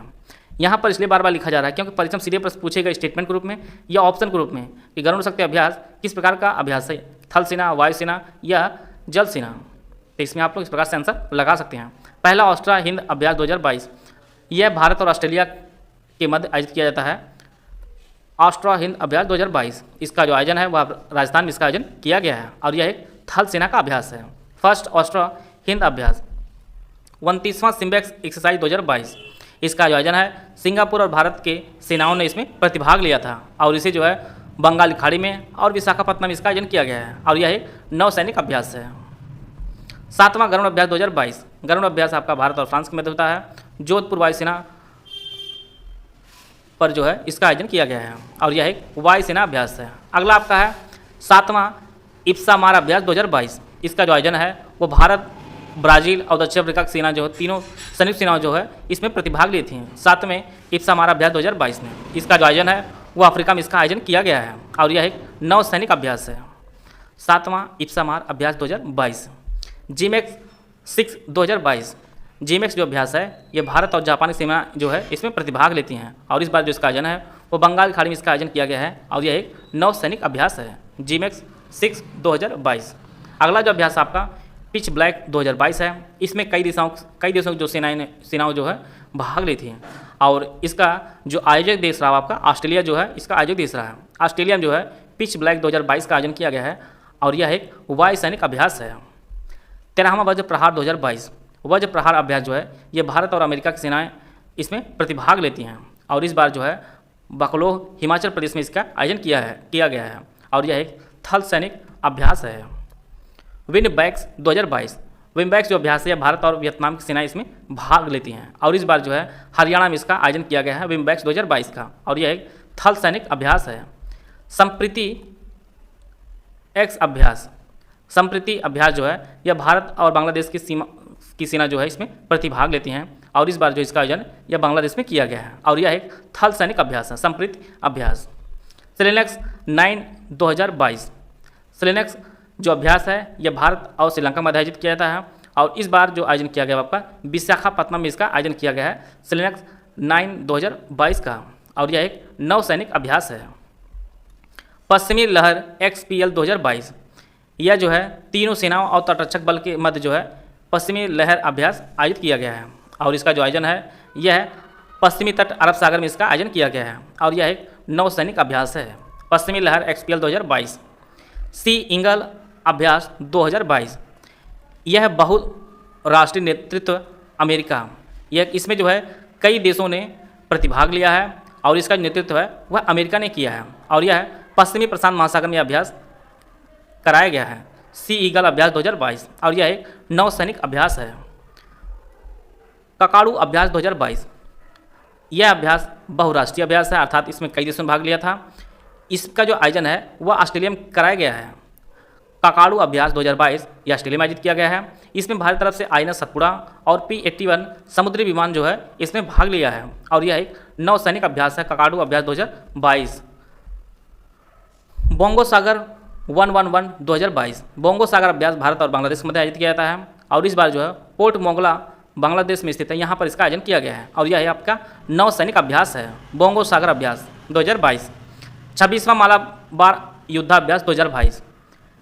यह क्वाड देशों द्वारा आयोजित किया जाता है और यह बहुपक्षीय अभ्यास है और इसका जो आयोजन है 2022 का यह जापान के योकोसुका द्वीप के पास जो है इसका आयोजन किया गया है और यह एक नौ सैनिक अभ्यास है। 26वां मालाबार युद्धाभ्यास यह जापान में आयोजित किया गया है। 8वां हरिमाओ शक्ति अभ्यास 2022। इसका जो आयोजन है वो भारत और मलेशिया के मध्य इसका आयोजन किया गया है हरिमाओ शक्ति अभ्यास 2022 का और इसे जो है मलेशिया में आयोजित किया गया है और यह एक थल सैनिक अभ्यास है। अगला आपका नोमाडिक एलिफेंट 2023। इसका जो आयोजन है ये भारत और मंगोलिया की जो सेनाएं जो है इसमें प्रतिभाग की हैं और इसका जो आयोजन है ये आपके मंगोलिया के उलान बटोर में इसका आयोजन किया गया है और यह एक थल सैनिक अभ्यास है। नोमाडिक एलिफेंट 2023 यह भारत और मंगोलिया के मध्य आयोजित किया जाता है। हाल ही में प्रधानमंत्री नरेंद्र मोदी को जो प्राप्त हुए अवार्ड हैं उनको हम लोग देखते हैं किस देश ने कौन सा अवार्ड दिया है। प्रधानमंत्री नरेंद्र मोदी को फ्रांस के राष्ट्रपति इमैनुएल मैक्रोन जो है यह फ्रांस के सर्वोच्च जो पुरस्कार है grand cross of the legion of honour, यह जो पुरस्कार है इसे मैक्रोन ने प्रधानमंत्री नरेंद्र मोदी को प्रदान किया है। Grand cross of the legion of honour यह पुरस्कार प्रधानमंत्री नरेंद्र मोदी जी को दिया गया है। इसके अलावा पपुआ न्यू गिनी के गवर्नर जनरल सर बॉब डॉडे ने प्रधानमंत्री नरेंद्र मोदी को grand companion of the order of लोगोहू यह जो सम्मान है यह प्रधानमंत्री नरेंद्र मोदी जी को दिया गया है पपुआ न्यू गिनी के द्वारा। और इसी प्रकार का फिजी ने नरेंद्र मोदी जी को companion of the order of Fiji प्रदान किया है, यह आपका फिजी द्वारा दिया गया है। और अगला आपका है पलाऊ गणराज्य के राष्ट्रपति सुरंगगेल एस व्हिप्स जूनियर ने एबाकल अवार्ड जो है यह प्रधानमंत्री नरेंद्र मोदी को दिया है। इस प्रकार जो है यह फ्रांस सरकार ने नरेंद्र मोदी को दिया है, इसके साथ पपुआ न्यू गिनी, फिर आपका फिजी और अगला आपका पलाऊ गणराज्य द्वारा प्रधानमंत्री नरेंद्र मोदी को विभिन्न प्रकार के अवार्ड दिया गया है। हाल ही में कुछ प्रमुख महोत्सव आयोजित किए गए हैं, उनको हम लोग देख लेते हैं। 31वां विश्व पुस्तक मेला जो आयोजित किया गया था, यह नई दिल्ली में आयोजित किया गया था। 8वां भारत अंतर्राष्ट्रीय विज्ञान महोत्सव जो आयोजन है, यह 21 से 24 जनवरी 2023 के मध्य जो है भोपाल में आयोजित किया गया था और पहली बार जो है मध्य प्रदेश में इसका आयोजन किया गया था। मोटा अनाज महोत्सव यह उत्तर प्रदेश के आगरा में आयोजित किया गया था। 26वें राष्ट्रीय युवा महोत्सव 2023 का जो आयोजन है, यह कर्नाटक में एक हुबली जगह है, वहाँ पर इसका आयोजन किया गया था। 26वें राष्ट्रीय युवा महोत्सव 2023। गान नगाई उत्सव जो है, यह मणिपुर में आयोजित किया गया था। इमो इनु इरप्ता महोत्सव यह मणिपुर में आयोजित किया गया था। इमो इनु इरप्ता महोत्सव यह मणिपुर में आयोजित किया गया था। छेरछेरा महोत्सव यह छत्तीसगढ़ में आयोजित किया गया था। अंतर्राष्ट्रीय पतंग महोत्सव 2023 का जो आयोजन है, यह अहमदाबाद गुजरात में इसका आयोजन किया गया था। अयनूर अमनूर ये इसका जो आयोजन है, यह तमिलनाडु में आयोजित किया गया था। बिहू जो काफ़ी फेमस है, कई बार परीक्षाओं में पूछा भी गया है, भोगाली बिहू, इसका जो आयोजन किया है, यह आपके असम में किया जाता है। ममानी महोत्सव यह लद्दाख का एक प्रमुख महोत्सव है और खादी उत्सव 2023 का जो आयोजन है, ये आपके मुंबई में इसका आयोजन किया गया था। सांसद खेल महोत्सव जो आयोजन है, यह 10 अक्टूबर से लेकर 2 नवंबर 2023 के मध्य जो है, यह वाराणसी में इसका आयोजन किया जाएगा, सांसद खेल महोत्सव का। नुआखाई महोत्सव यह कई बार परीक्षाओं में पूछा गया है, इसका जो आयोजन है, ये ओडिशा में इसका आयोजन किया जाता है। ऑरेंज फेस्टिवल 2023 का आयोजन यह नागालैंड के कोहिमा जिले में एक रुसोमा गांव है, वहाँ पर इसका आयोजन किया गया है, ऑरेंज फेस्टिवल 2023 का। 9वां अंतर्राष्ट्रीय योग महोत्सव 2023 जो आयोजित किया गया है, यह ऋषिकेश उत्तराखंड में इसका आयोजन किया गया है। 9वां अंतर्राष्ट्रीय योग महोत्सव 2023 का। सरस आजीविका मेला 2023 यह जम्मू कश्मीर में मनाया गया है, सरस आजीविका मेला 2023। और 36वां सूरजकुंड अंतर्राष्ट्रीय शिल्प मेला जो इसका जो आयोजन किया गया है, यह फरीदाबाद हरियाणा में इसका आयोजन किया गया है, 36वां सूरजकुंड अंतर्राष्ट्रीय शिल्प मेला। और पहला जनजातीय खेल महोत्सव यह भुवनेश्वर उड़ीसा में इसका आयोजन किया गया है। पहला जनजातीय खेल महोत्सव का आयोजन यह भुवनेश्वर उड़ीसा में इसका आयोजन किया गया है।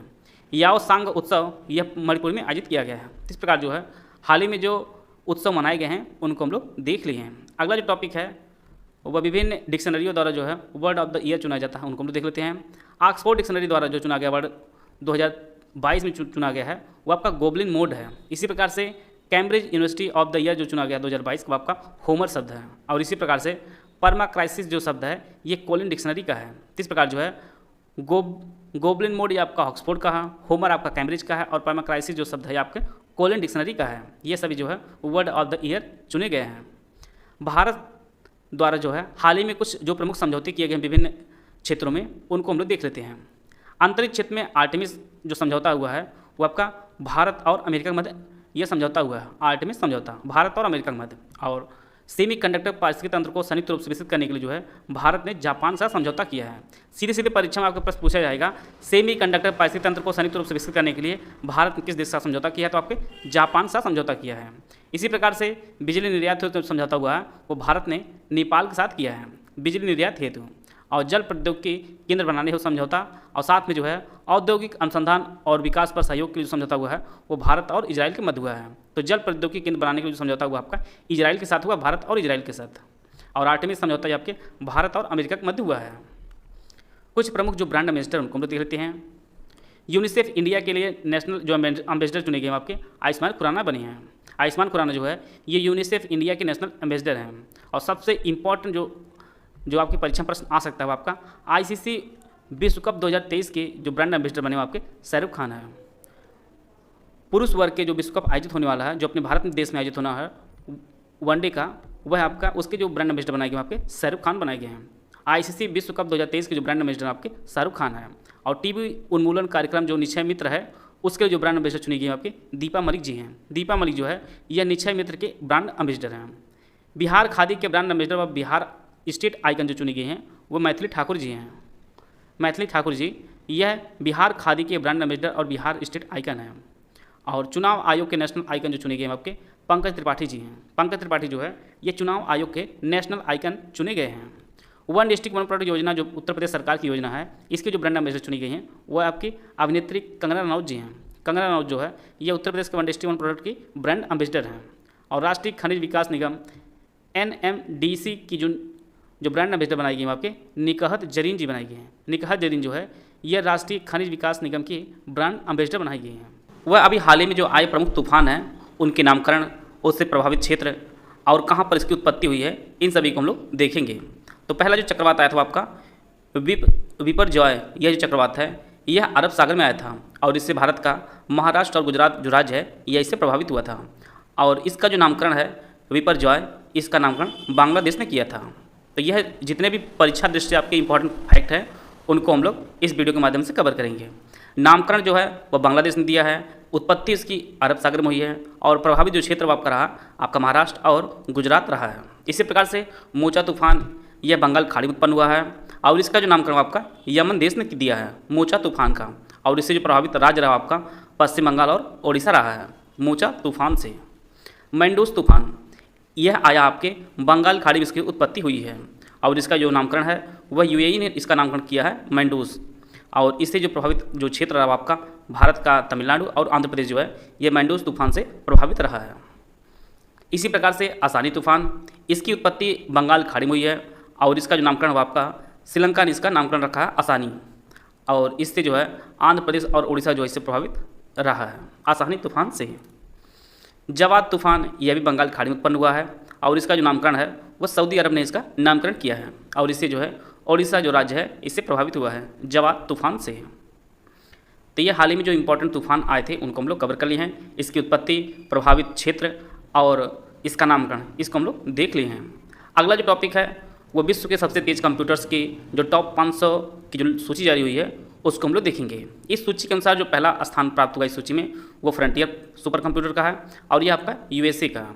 फ्रंटियर सुपर कंप्यूटर वर्तमान में विश्व के सभी सुपर कंप्यूटरों में पहला स्थान रखता है। दूसरे स्थान पर आपका फुगाकू है और यह जापान का सुपर कंप्यूटर है और तीसरा आपका ल्यूमी कंप्यूटर है आपका फिनलैंड का है। तो पहले स्थान पर आपका फ्रंटियर यूएसए का, फुगाकू दूसरे स्थान पर जो जापान का है और ल्यूमी आपका फिनलैंड का है। अब बात करते हैं भारत के परिप्रेक्ष्य में। तो भारत के जो टॉप 500 सुपर कंप्यूटर जो लिस्ट में जो शामिल हुए हैं उनमें आपका ऐरावत है, परम सिद्धि है, एआई, प्रत्युष और मिहिर है। तो 4 सुपर कंप्यूटर जो है इस लिस्ट में जुड़े हैं। ऐरावत स्थान, परम सिद्धि एआई को 131वां स्थान मिला है, प्रत्युष को 169वां स्थान मिला है और मिहिर को आपका 316वां स्थान मिला है। तो वर्तमान में भारत में सबसे तेज कंप्यूटर आपका ऐरावत है और पूरे विश्व का आपका फ्रंटियर जो यूएसए का है।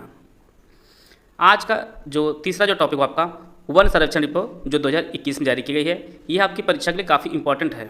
यहाँ से प्रश्न आपकी परीक्षा में पूछा जाएगा। वन स्थिति रिपोर्ट जो है प्रत्येक 2 साल के अंतर पर जारी की जाती है और पिछली जो रिपोर्ट जारी की गई थी वो आपका वर्ष 2021 की रिपोर्ट जारी की गई थी। और इस रिपोर्ट के अनुसार भारत में जो है कुल वन और वृक्षों से भरे क्षेत्र में कुल 2261 वर्ग किलोमीटर की वृद्धि हुई है। तो टोटल जो वृद्धि हुई है आपके 2261 वर्ग किलोमीटर वृद्धि हुई है।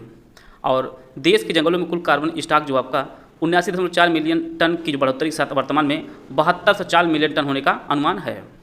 और देश में कुल मैंग्रोव क्षेत्र में जो वर्तमान में भारत में है आपका 4992 वर्ग किलोमीटर है और इसमें जो है पिछले 2 सालों में टोटल 17 वर्ग किलोमीटर क्षेत्र की जो है वृद्धि दर्ज की गई है मैंग्रोव क्षेत्र में और वर्तमान कुल 4992 वर्ग किलोमीटर इसका क्षेत्र है। देश का कुल और वन और वृक्षों से भरा जो क्षेत्र आपका 80.9 मिलियन हेक्टेयर है और यह कुल भारत की भूमि का जो है भौगोलिक क्षेत्र का टोटल 24.62% है। यह जो डेटा इसको नोट कर लीजिए, आपका मोस्ट इंपॉर्टेंट है, यह काफ़ी इंपॉर्टेंट डेटा है। 24.62% पर जो है भारत के कुल भौगोलिक भूमि पर यह वन और वृक्षों से भरा क्षेत्र है और होना कितना चाहिए 1/3%, अर्थात 33% जो है होना चाहिए एक अच्छे देश के लिए। वन क्षेत्र में वृद्धि दिखाने वाले जो शीर्ष 3 राज्य वन में आपका आंध्र प्रदेश है जहां पर टोटल पिछले 2 सालों में 647 वर्ग किलोमीटर की वृद्धि हुई है। तेलंगाना दूसरे स्थान पर जहां पर 632 वर्ग किलोमीटर की और ओडिशा में 537 वर्ग किलोमीटर जो है वन क्षेत्र में वृद्धि हुई है। तो सबसे अधिक वन क्षेत्र में जो वृद्धि आंध्र प्रदेश में हुई है, दूसरे स्थान पर आपका तेलंगाना है, तीसरे स्थान पर आपका ओडिशा है। अगर क्षेत्रफल के हिसाब से देखा जाए तो सबसे बड़ा जो वन क्षेत्र आपके वो मध्य प्रदेश का है, दूसरे स्थान पर अरुणाचल प्रदेश है, तीसरे स्थान पर छत्तीसगढ़, चौथे स्थान पर ओडिशा और 5वें स्थान आपका महाराष्ट्र है। तो पहले स्थान पर जो है जो वन क्षेत्र देखा जाए सबसे बड़े राज्य के रूप में जो है आपका मध्य प्रदेश है, अरुणाचल प्रदेश है, ओडिशा है, छत्तीसगढ़, ओडिशा और महाराष्ट्र है। और अगर भौगोलिक क्षेत्र के प्रतिशत के रूप में देखा जाए वनावरण के मामले में तो शीर्ष 5 जो राज्य हैं वो आपका मिजोरम है जहाँ पे लगभग 84% है वन क्षेत्र है, अरुणाचल प्रदेश में 79% है लगभग, मेघालय में 76% है, 74% के साथ मणिपुर चौथे स्थान पर और नागालैंड में जो है लगभग 73% है।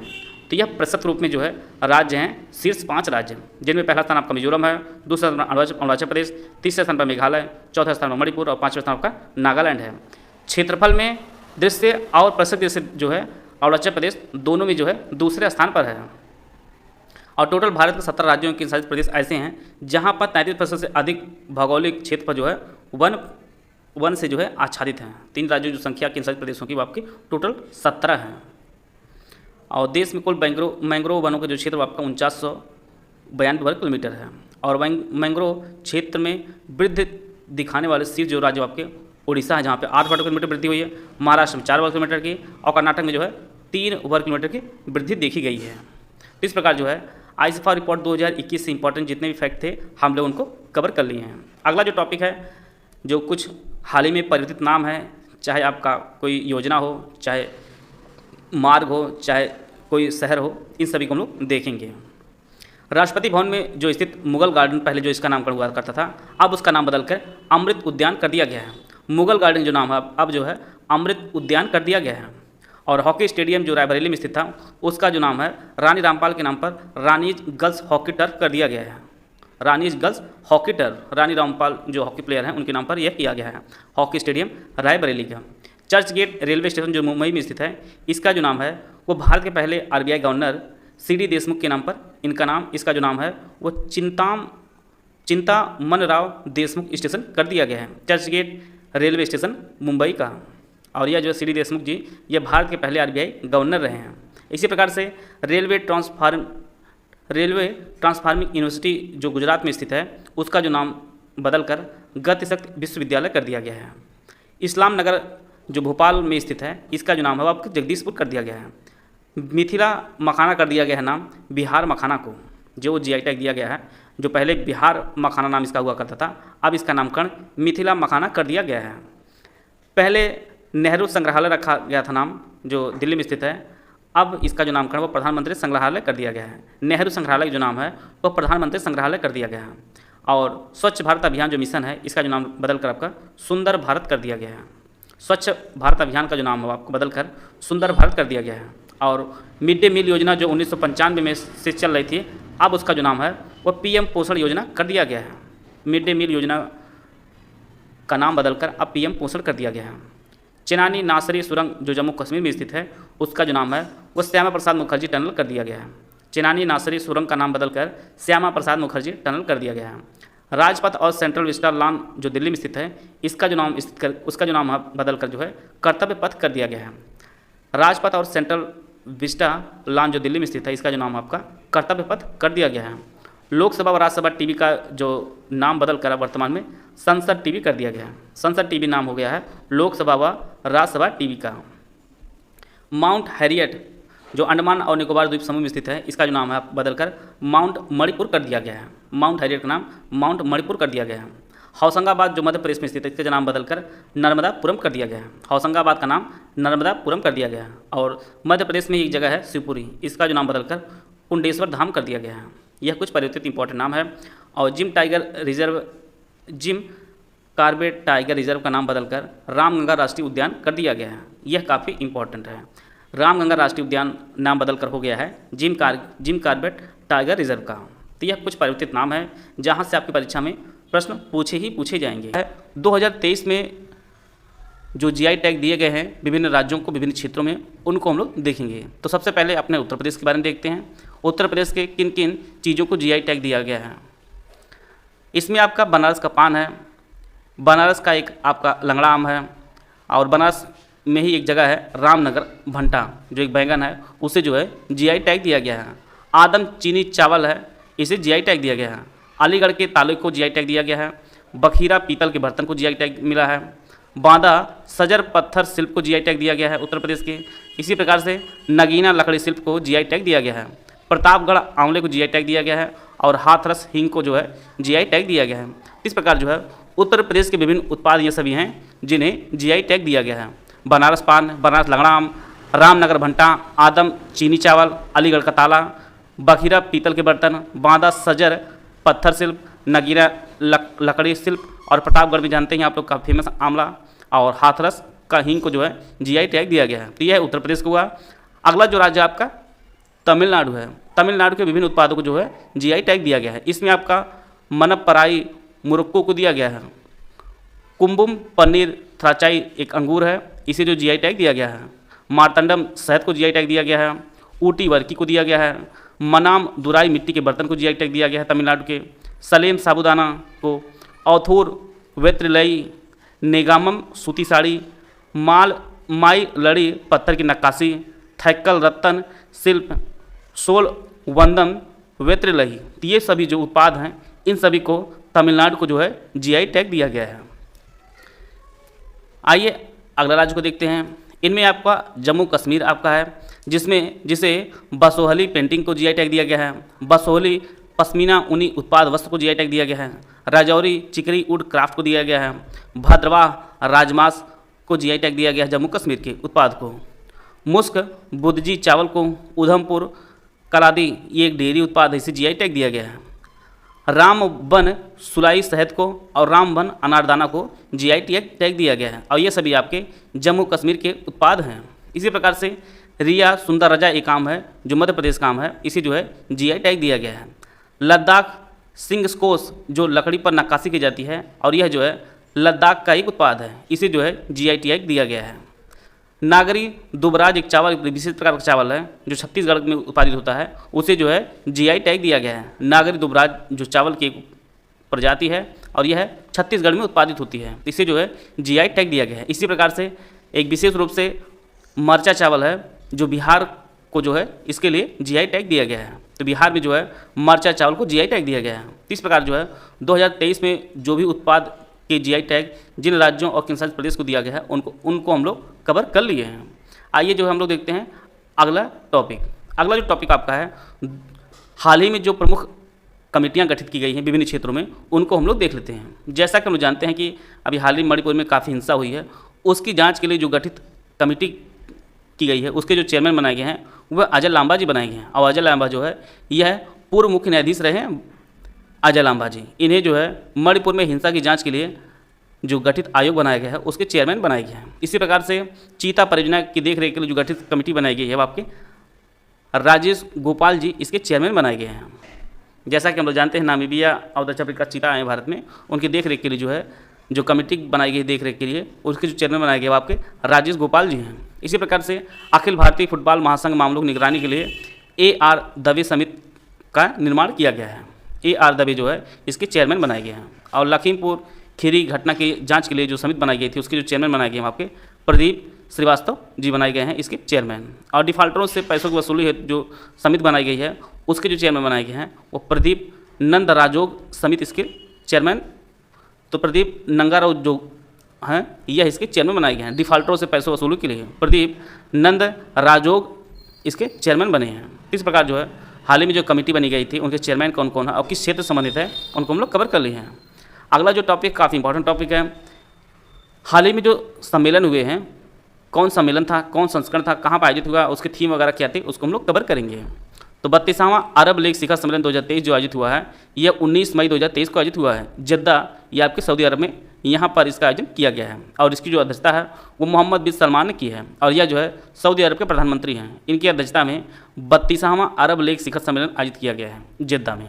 इसी प्रकार से छठा हिंद महासागर सम्मेलन जो आयोजित किया गया है वो 12-13 मई 2023 को आयोजित किया गया है और यह है ढाका बांग्लादेश में इसका आयोजन किया गया है। और इसकी जो अध्यक्षता है वो शेख हसीना जी की हैं जो बांग्लादेश की प्रधानमंत्री हैं। और इसका जो विषय रहा है वो शांति, समृद्ध और एक लचीले भविष्य के लिए साझेदारी इसकी जो है थीम रखी गई थी, छठा हिंद महासागर सम्मेलन। इसी प्रकार से 49वां G7 शिखर सम्मेलन 2023 का आयोजन 19 से 21 मई 2023 तक हिरोशिमा जापान में इसका आयोजन किया गया है और इसकी जो अध्यक्षता है वह जापान के प्रधानमंत्री फूमियो किशिदा ने की है।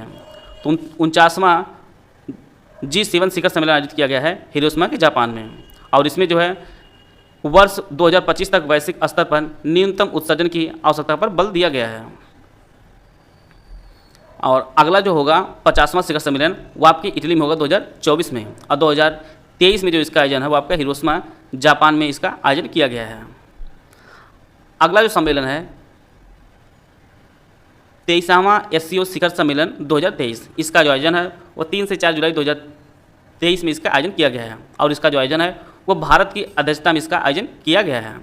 और इसी सम्मेलन में ईरान जो है इसका 9वां सदस्य बनता है। इसका जो अस्थायी सदस्य बनता है ईरान, इसका 9वां सदस्य बनता है। आइए हम लोग सबसे पहले इसके सदस्य को देख लेते हैं। वर्तमान में टोटल 8 सदस्य हैं और 9वां जो सदस्य आपका बन गया है आपका ईरान बन गया है। तो इसके पहले जो है भारत, चीन, रूस, कजाकिस्तान, किर्गिस्तान, पाकिस्तान, ताजिकिस्तान और उज्बेकिस्तान, टोटल 8 सदस्य पहले थे और 9वां सदस्य आपका बन गया है ईरान बन गया है। एससीओ की जो भारत की अध्यक्षता में इसका सम्मेलन आयोजित किया गया था, इसकी जो थीम रखी गई थी सुरक्षित संघीय सहयोग संगठन की ओर, टुवार्ड्स ए सिक्योर एससीओ, इसकी जो है थीम रखी गई थी। और इस सम्मेलन में ईरान, बेलारूस और मंगोलिया को जो है पर्यवेक्षक रूप में जो है आमंत्रित किया गया था। और इससे पूर्व जो आयोजन किया गया था 2022 में 22वां एससीओ शिखर सम्मेलन, वह समरकंद उज्बेकिस्तान में आयोजित किया गया था। एससीओ का जो गठन किया गया था वह 2001 में इसका गठन किया गया था। और इसका जो सचिवालय है वह बीजिंग, चीन में जो है इसका सचिवालय है एससीओ का। आइए देखते हैं हम लोग अगला टॉपिक। अगला जो है वह 18वां G20 शिखर सम्मेलन 2023। जैसा कि हम लोग जानते हैं इसका जो आयोजन है वह 9 और 10 सितंबर 2023 को प्रगति मैदान नई दिल्ली में जो है इसका आयोजन किया गया है भारत में। और इसकी जो थीम रखी गई थी वो Vasudhaiva Kutumbakam, one earth, one family, one future, इसकी थीम रखी गई थी। और इसकी अध्यक्षता जो है वो हमारे प्रधानमंत्री नरेंद्र मोदी ने इसकी अध्यक्षता की थी। तो इसका जो आयोजन है वह नई दिल्ली भारत में इसका आयोजन किया गया था। इसकी थीम वसुधैव कुटुंबकम रखी गई थी। ब्रिक्स सम्मेलन 2023, इसका जो आयोजन है वो 22 से 24 अगस्त 2023 को दक्षिण अफ्रीका के जोहान्सबर्ग में जो है इसका आयोजन किया गया था। और ब्रिक्स में टोटल 5 देश हैं। इनमें आपका ब्राज़ील है, रूस है, भारत है, चीन और दक्षिण अफ्रीका। इसमें टोटल 5 सदस्य देश हैं। और इसकी अध्यक्षता जो है वह दक्षिण अफ्रीका के राष्ट्रपति सिरिल रामाफोसा ने इसकी अध्यक्षता की है। और इसका जो विषय रहा वह ब्रिक्स और अफ्रीका पारस्परिक रूप से त्वरित विकास, धारणीय विकास और समावेशी बहुपक्षवाद के लिए साझेदारी, BRICS and Africa partnership for mutually accelerated growth, sustainable development and inclusive multilateralism इसकी थीम रही है। और इसमें जो है अर्जेंटीना, मिस्र, इथियोपिया, ईरान, सऊदी अरब और संयुक्त अरब अमीरात जो है यह पूर्ण सदस्यता धारण कर लेंगे 1 जनवरी 2024 को। पहले जो है ब्रिक्स के टोटल 5 सदस्य देश थे। इनमें ब्राज़ील, रूस, भारत, चीन और दक्षिण अफ्रीका थे। और इसमें अर्जेंटीना, मिस्र, इथियोपिया, ईरान, सऊदी अरब और संयुक्त अरब अमीरात जो है इसके पूर्ण सदस्य हो जाएंगे 1 जनवरी 2024 से। तो इस प्रकार जो है ब्रिक्स के देशों की संख्या बढ़ने वाली है। अगला जो टॉपिक है यह COP27 समिट है। इसका जो आयोजन है वह 16 से 18 नवंबर 2022 में इसका आयोजन किया गया था। शर्म अल शेख, मिस्र में इसका आयोजन किया गया था। जलवायु परिवर्तन पर UN फ्रेमवर्क संधि UNFCCC का लक्ष्य ग्रीन हाउस गैस उत्सर्जन में कटौती लाना इसका लक्ष्य था, ताकि जो है मानवीय गतिविधियों की वजह से होने वाले जलवायु परिवर्तन के खतरनाक दुष्प्रभावों की रोकथाम की जा सके। और अब तक जो है इसके लिए 197 देशों ने जो इस पर हस्ताक्षर किया है। और यह जो संधि है यह 1994 में लागू हुई थी। और वर्ष 2015 में जो पेरिस जलवायु समझौता हुआ था, इसमें वैश्विक तापमान की वृद्धि को जो है 1.5 डिग्री सेल्सियस को तक जो है सीमित रखने के लिए सब प्रतिबद्ध थे। कभी कभी ये डायरेक्ट प्रश्न पूछता है कितने डिग्री सेल्सियस, या आपका 1.5 डिग्री सेल्सियस तापमान जो है सीमित रखने के लिए पेरिस जलवायु समझौता हुआ था। कॉप की पहली जो बैठक आयोजित की गई थी वो आपका 1995 में बर्लिन, जर्मनी में इसकी पहली बैठक आयोजित की गई थी। 1995 में कॉप की पहली बैठक आयोजित की गई थी। और COP28 जो आयोजित होने वाला है वो आपका संयुक्त अरब अमीरात में आयोजित होने वाला है। और इससे पूर्व जो है स्कॉटलैंड के ग्लासगो में आयोजित हुआ था COP26, और COP27 आपके मिस्र में आयोजित किया गया था। अगला जो टॉपिक है वो आपका विश्व आर्थिक मंच शिखर सम्मेलन। इसका जो आयोजन है वो 16 से 20 जनवरी 2023 को इसका आयोजन किया गया है। और यह जो है 53वां संस्करण था, जिसे स्विट्जरलैंड के दावोस में आयोजित किया गया था। और इसकी जो थीम रखी गई थी खंडित दुनिया में सहयोग, cooperation in a fragmented world, इसकी थीम रखी गई थी। जलवायु पर वाणिज्य मंत्रियों का एक नया गठबंधन शुरू किया गया था, जो जलवायु, व्यापार एवं सतत विकास पर अंतर्राष्ट्रीय सहयोग को बढ़ावा देने के लिए 50 से अधिक देशों को एक साथ लाता है। और वर्ल्ड इकोनॉमिक फोरम एक स्विस गैर लाभकारी संस्थान है। इसकी जो स्थापना हुई थी वह 1971 में जिनेवा, स्विट्जरलैंड में इसकी स्थापना हुई थी वर्ल्ड इकोनॉमिक फोरम में। वर्ल्ड इकोनॉमिक फोरम जो है ये कई रिपोर्ट जारी करता है, उनको हम लोग देख लेते हैं। इनमें विशेष रूप से एक ऊर्जा संक्रमण सूचकांक, एनर्जी ट्रांजिशन इंडेक्स ETI को जो है वर्ल्ड इकोनॉमिक फोरम जारी करता है। साथ में जो है वैश्विक प्रतिस्पर्धात्मक रिपोर्ट, ग्लोबल कम्पिटिटिवनेस रिपोर्ट भी यह WEF ही जारी करता है। और ग्लोबल जेंडर गैप रिपोर्ट और साथ में जो है ग्लोबल रिस्क रिपोर्ट और global travel and tourism report, ये सभी रिपोर्ट जो आपका वर्ल्ड इकोनॉमिक फोरम ही जारी करता है। तो कभी कभी परीक्षा प्रश्न इस प्रकार से पूछता है कौन सी रिपोर्ट जो है वर्ल्ड इकोनॉमिक फोरम जारी करता है, तो यह सभी रिपोर्ट जो है आपका वर्ल्ड इकोनॉमिक फोरम जारी करता है। अगला जो टॉपिक है ये आपका नाटो शिखर सम्मेलन 2023, इसका जो आयोजन है वो 11 और 12 जुलाई 2023 में इसका आयोजन किया गया था। लिथुआनिया की राजधानी है विनियस में इसका आयोजन किया गया था। और इस सम्मेलन में जो नाटो का नवीनतम सदस्य बना था वो आपका फिनलैंड बना है और यह नाटो का 31वां सदस्य बना है। नाटो की जो स्थापना हुई थी वह 4 अप्रैल 1949 में इसकी स्थापना हुई थी और इसका जो मुख्यालय है वो ब्रुसेल्स बेल्जियम में इसका मुख्यालय है। और नाटो का जो अगला शिखर सम्मेलन आयोजित होगा वो वाशिंगटन DC में इसका आयोजन होगा 2024 में। और 2023 का जो सम्मेलन हुआ है वो लिथुआनिया की राजधानी विनियस में हुआ है और इसका जो नवीनतम सदस्य आपका फिनलैंड है। ये काफ़ी इंपॉर्टेंट है। तो इस प्रमुख ऑपरेशन, सबसे पहला जो ऑपरेशन है ऑपरेशन मेघचक्र, यह चलाया किसने है? इसे CBI ने चलाया है और यह है बाल यौन शोषण संबंधित ऑनलाइन सामग्री प्रसारित करने वालों के खिलाफ जो है इसे CBI ने चलाया है। ऑपरेशन मेघचक्र यौन शोषण संबंधित ऑनलाइन सामग्री प्रसारित करने वालों के खिलाफ जो है इसे चलाया गया है CBI द्वारा।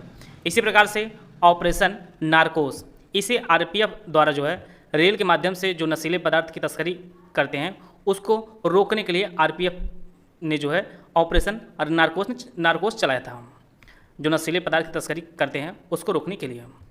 अगला आपका है ऑपरेशन सतर्क, इसे भी RPF द्वारा रेलवे में अवैध तंबाकू और अवैध शराब के परिवहन का पता लगाने के लिए ऑपरेशन सतर्क चलाया गया था। प्रश्न आपकी परीक्षा में सीधे प्रश्न पूछ सकता है कि ऑपरेशन सतर्क किसने चलाया था? तो ऑप्शन CBI, रेलवे या आंध्र प्रदेश पुलिस या अन्य ऑप्शन देकर जो है आपकी परीक्षा में प्रश्न पूछ सकता है। तो वहाँ पर आप लोग ऑप्शन से जो सही चुनाव करेंगे आप लोग वो आप RPF करेंगे। ऑपरेशन सतर्क जो चलाया गया था वो आपका रेलवे सुरक्षा बल द्वारा RPF द्वारा इसे चलाया गया था अवैध तंबाकू और अवैध शराब के परिवहन का पता लगाने के लिए। इसी प्रकार से मिशन अमानत रेलवे ने चलाया था रेलवे यात्रियों तक उनके छूटे सामान को पहुँचाने के लिए। कभी कभी लोग रेलवे में यात्रा करते हैं तो उनके सामान छूट जाता था, उसको जो है सामान को पहुंचाने के लिए रेलवे ने मिशन अमानत शुरू किया था। इसी प्रकार से ऑपरेशन परिवर्तन जो है इसे आंध्र प्रदेश पुलिस ने जो है भांग की खेती और आपूर्ति को समाप्त करने के लिए अभियान चलाया था। ऑपरेशन परिवर्तन यह आंध्र प्रदेश पुलिस ने चलाया था भांग की खेती और आपूर्ति को समाप्त करने के लिए। इसी प्रकार से ऑपरेशन आहट, इसे भी जो है RPF द्वारा महिलाओं और बच्चों को तस्करी से जो है बचाने के लिए ऑपरेशन आहट चलाया था। ऑपरेशन आहट जो है यह महिलाओं और बच्चों को तस्करी से बचाने के लिए चलाया गया था। ऑपरेशन करुणा, यह जो है म्यांमार की सहायता के लिए भारत सरकार द्वारा चलाया गया था। इसी प्रकार से ऑपरेशन कावेरी, सूडान से भारतीय नागरिकों को निकालने के लिए ऑपरेशन कावेरी चलाया गया था। ऑपरेशन देवी शक्ति, इसे अफगानिस्तान से भारतीयों को वापस लाने के लिए चलाया गया था। इसी प्रकार से ऑपरेशन गंगा जो काफ़ी फेमस रहा, कई बार परीक्षाओं में पूछा भी गया है, यूक्रेन से भारतीयों को वापस लाने के लिए चलाया गया है। और ऑपरेशन दोस्त जो है ये तुर्की और सीरिया में भूकंप की तबाही के बाद जो है दोनों देशों की सहायता के लिए खोज और बचाव के लिए भारत सरकार ने इसे शुरू किया था। ऑपरेशन दोस्त तुर्की और सीरिया में जो भूकंप आ गया था उसकी तबाही से रक्षा करने के लिए ऑपरेशन सरकार द्वारा भारत सरकार द्वारा इसे शुरू किया गया था। इस प्रकार जो है कुछ इंपॉर्टेंट ऑपरेशन थे उनको कवर कर लिए हैं। आइए हम लोग कुछ इंडेक्स देख लेते हैं जो आपकी परीक्षा के लिए काफ़ी इंपॉर्टेंट है। सबसे पहला जो इंडेक्स है विश्व प्रेस स्वतंत्रता सूचकांक 2022, इसमें जो है प्रथम स्थान पर नॉर्वे रहा है। और यह जो रिपोर्ट जारी की गई है यह रिपोर्ट्स विदाउट बॉर्डर्स ने जारी किया है। यह सूचकांक है यह रिपोर्ट्स विदाउट बॉर्डर्स ने जारी किया है और भारत की जो रैंक है वो आपकी 161वां स्थान प्राप्त हुआ है, जो काफ़ी बदतर है अन्य सभी देशों की तुलना में। वैश्विक शांति सूचकांक 2022, इसे जो है institute for economics and peace ने जारी किया है और इसमें पहले स्थान पर आइसलैंड है और भारत का जो स्थान है आपका 126वां स्थान है। लोकतंत्र सूचकांक 2021, इसे जो है इकोनॉमिक्स इंटेलिजेंस यूनिट ने जारी किया है और इसमें प्रथम स्थान पर आपका नॉर्वे है और भारत की जो रैंक आपका 46वां स्थान भारत का है। भ्रष्टाचार और धारणा सूचकांक 2021, इसे ट्रांसपेरेंसी इंटरनेशनल जारी किया है और इसमें पहला स्थान पर आपका डेनमार्क है और हमारी जो रैंक है अर्थात भारत की जो रैंक आपकी 50वें स्थान भारत का है। संयुक्त राष्ट्र मानव विकास सूचकांक 2021, इसे संयुक्त राष्ट्र विकास कार्यक्रम में जारी किया है और इसमें पहले स्थान पर स्विट्जरलैंड है और भारत की जो रैंक इसमें वो आपकी काफ़ी खराब 132वां स्थान है राष्ट्रीय संयुक्त राष्ट्र मानव विकास सूचकांक 2021 में। विश्व खुशहाली सूचकांक 2023, इसमें पहले स्थान पर आपका फिनलैंड है और भारत जो है आपका 126वें स्थान पर है। और विश्व खुशहाली सूचकांक को जारी किया है सतत विकास समाधान नेटवर्क ने। सतत विकास समाधान नेटवर्क ने विश्व खुशहाली सूचकांक 2023 को जारी किया है। अगला आपका है ग्लोबल जेंडर गैप 2022। इसे जो है वर्ल्ड इकोनॉमिक फोरम ने जारी किया है। वर्ल्ड इकोनॉमिक फोरम ने जारी किया इसे, और इसमें पहले स्थान पर आपका आइसलैंड है और भारत की जो रैंक आपका 127वां स्थान है विश्व लैंगिक अंतर सूचकांक में, ग्लोबल जेंडर गैप इंडेक्स में। आर्थिक स्वतंत्रता सूचकांक 2022 में पहले स्थान पर आपका सिंगापुर है और भारत का जो स्थान आपका 131वां स्थान है। और यह जो रिपोर्ट है यह द फाउंडेशन हेरिटेज ने इसे जारी किया है। द फाउंडेशन हेरिटेज जो है आर्थिक स्वतंत्रता सूचकांक 2022 को जारी किया है। इसमें भारत का स्थान आपका 131वां है और पहले स्थान आपका सिंगापुर है। हेनले पासपोर्ट इंडेक्स 2023, यह जो इंडेक्स है यह आपका जो जुलाई में जारी किया, जो हाल ही में है, उसके अनुसार बताया जा रहा है। इसमें पहले स्थान आपका सिंगापुर अब आ गया है और भारत जो रैंक आपका 80वां जो स्थान है आपका भारत का है, और इसे हेनले एंड पार्टनर्स ने जारी किया है। हेनले पासपोर्ट इंडेक्स 2023 जो जुलाई में जारी किया गया है, जो नवीनतम अभी तक है, इसमें भारत का जो स्थान आपका 80वां है और पहले स्थान आपका सिंगापुर है। जापान अब नीचे चला गया है। अंतर्राष्ट्रीय बौद्धिक संपदा सूचकांक 2023, इसे जो है यूएस चैम्बर ऑफ कॉमर्स ने जारी किया है और इसमें पहला स्थान आपका अमेरिका है और भारत का जो स्थान आपका 42वां है। सतत विकास सूचकांक 2021, फिनलैंड जो है पहले स्थान पर है और भारत का जो स्थान आपका 112वां स्थान है और इसे सस्टेनेबल डेवलपमेंट सॉल्यूशन नेटवर्क ने जारी किया है। SDSN ने जो है इसे जारी किया है सतत विकास सूचकांक 2021 को। फिनलैंड पहले स्थान पर और भारत जो आपका 112वें स्थान पर है। एशिया पावर इंडेक्स 2021, इसमें पहले स्थान पर अमेरिका है और भारत जो रैंक आपका चौथा है और इसे लोवी इंस्टीट्यूट ऑस्ट्रेलिया ने जारी किया है। एशिया पावर इंडेक्स 2021, इसे लोवी इंस्टीट्यूट ऑस्ट्रेलिया ने जारी किया है और भारत जो है इसमें चौथे स्थान पर है और अमेरिका इसमें पहले स्थान पर है। विश्व प्रतिस्पर्धात्मक सूचकांक 2022, इसे जो है प्रबंधन विकास संस्थान IMD ने जारी किया है। इसमें पहले स्थान आपका डेनमार्क और भारत का जो स्थान आपका 40वां स्थान है। ग्लोबल स्टार्टअप इकोसिस्टम सूचकांक 2023, इसमें पहले स्थान पर आपका अमेरिका, दूसरे स्थान पर भारत का जो स्थान आपका 21 है और इसे जो है स्टार्टअप ब्लिंक ने जारी किया है। ग्लोबल स्टार्टअप इकोसिस्टम सूचकांक, इसे स्टार्टअप ब्लिंक ने जारी किया है। पहले स्थान पर अमेरिका है और भारत जो आपका 21वें स्थान पर है। एनर्जी ट्रांजिशन इंडेक्स 2021, इसे जो है वर्ल्ड इकोनॉमिक फोरम ने जारी किया है और पहले स्थान पर आपका स्वीडन है और भारत जो अपना है वह 67वें स्थान पर है एनर्जी ट्रांजिशन इंडेक्स 2021 में। जलवायु परिवर्तन प्रदर्शन सूचकांक 2023 में पहला, दूसरा और तीसरा जो स्थान है वह रिक्त छोड़ दिया गया है। चौथा जो स्थान वह आपका डेनमार्क को दिया गया है और इसमें जो भारत का स्थान है वह आपका 8वां स्थान भारत को दिया गया है। इस सूचकांक को German watch, new climate institute और क्लाइमेट एक्शन नेटवर्क ने जारी किया है। तो जलवायु प्रदर्शन सूचकांक 2023 में जो चौथे स्थान पर आपका डेनमार्क है और भारत का जो स्थान आपका 8वां स्थान है। इनोवेशन इंडेक्स 2022, इसे जो है विश्व बौद्धिक संपदा संगठन ने इसे जारी किया है और इसमें स्विट्जरलैंड पहले स्थान पर है और भारत जो आपका 40वें स्थान पर है। अगला आपका है ग्लोबल हंगर इंडेक्स 2022, इसे जो है कंसर्न वर्ल्ड वाइड और वेल्ट हंगर हेल्प ने जारी किया है और इसमें बेलारूस पहले स्थान पर है और भारत का जो स्थान आपका 107वां स्थान भारत का है। अंतिम आपका है वैश्विक आतंकवाद सूचकांक, इसे जो है institute for economics and peace ने जारी किया है और इसमें जो है पहले स्थान जो है रिक्त रखा गया है। भारत का जो स्थान इस रैंक में आपका 13वें स्थान पर है और सबसे अधिक जो है आतंकवाद से जो प्रभावित देश रहा है आपका अफगानिस्तान रहा है। अफगानिस्तान जो है सबसे ज़्यादा आतंकवाद से प्रभावित देश रहा है और भारत का जो ये रैंक इसमें जो स्थान रहा आपका 13वां स्थान रहा है। यहाँ पर जो है पहली जो रैंक है वह खाली छोड़ी गई है और सबसे अधिक प्रभावित आपका देश रहा है आतंकवाद से आपका अफगानिस्तान रहा है। इस प्रकार जो है कुछ इंपॉर्टेंट सूचकांक थे उनको हम लोग देख लिए हैं, कुछ ऑपरेशन इंपॉर्टेंट थे उसको कवर कर लिए हैं। आशा है आप सभी को बहुत कुछ जानने को मिला होगा। मिलते हैं नेक्स्ट वीडियो में, तब तक ले जय हिंद, जय भारत।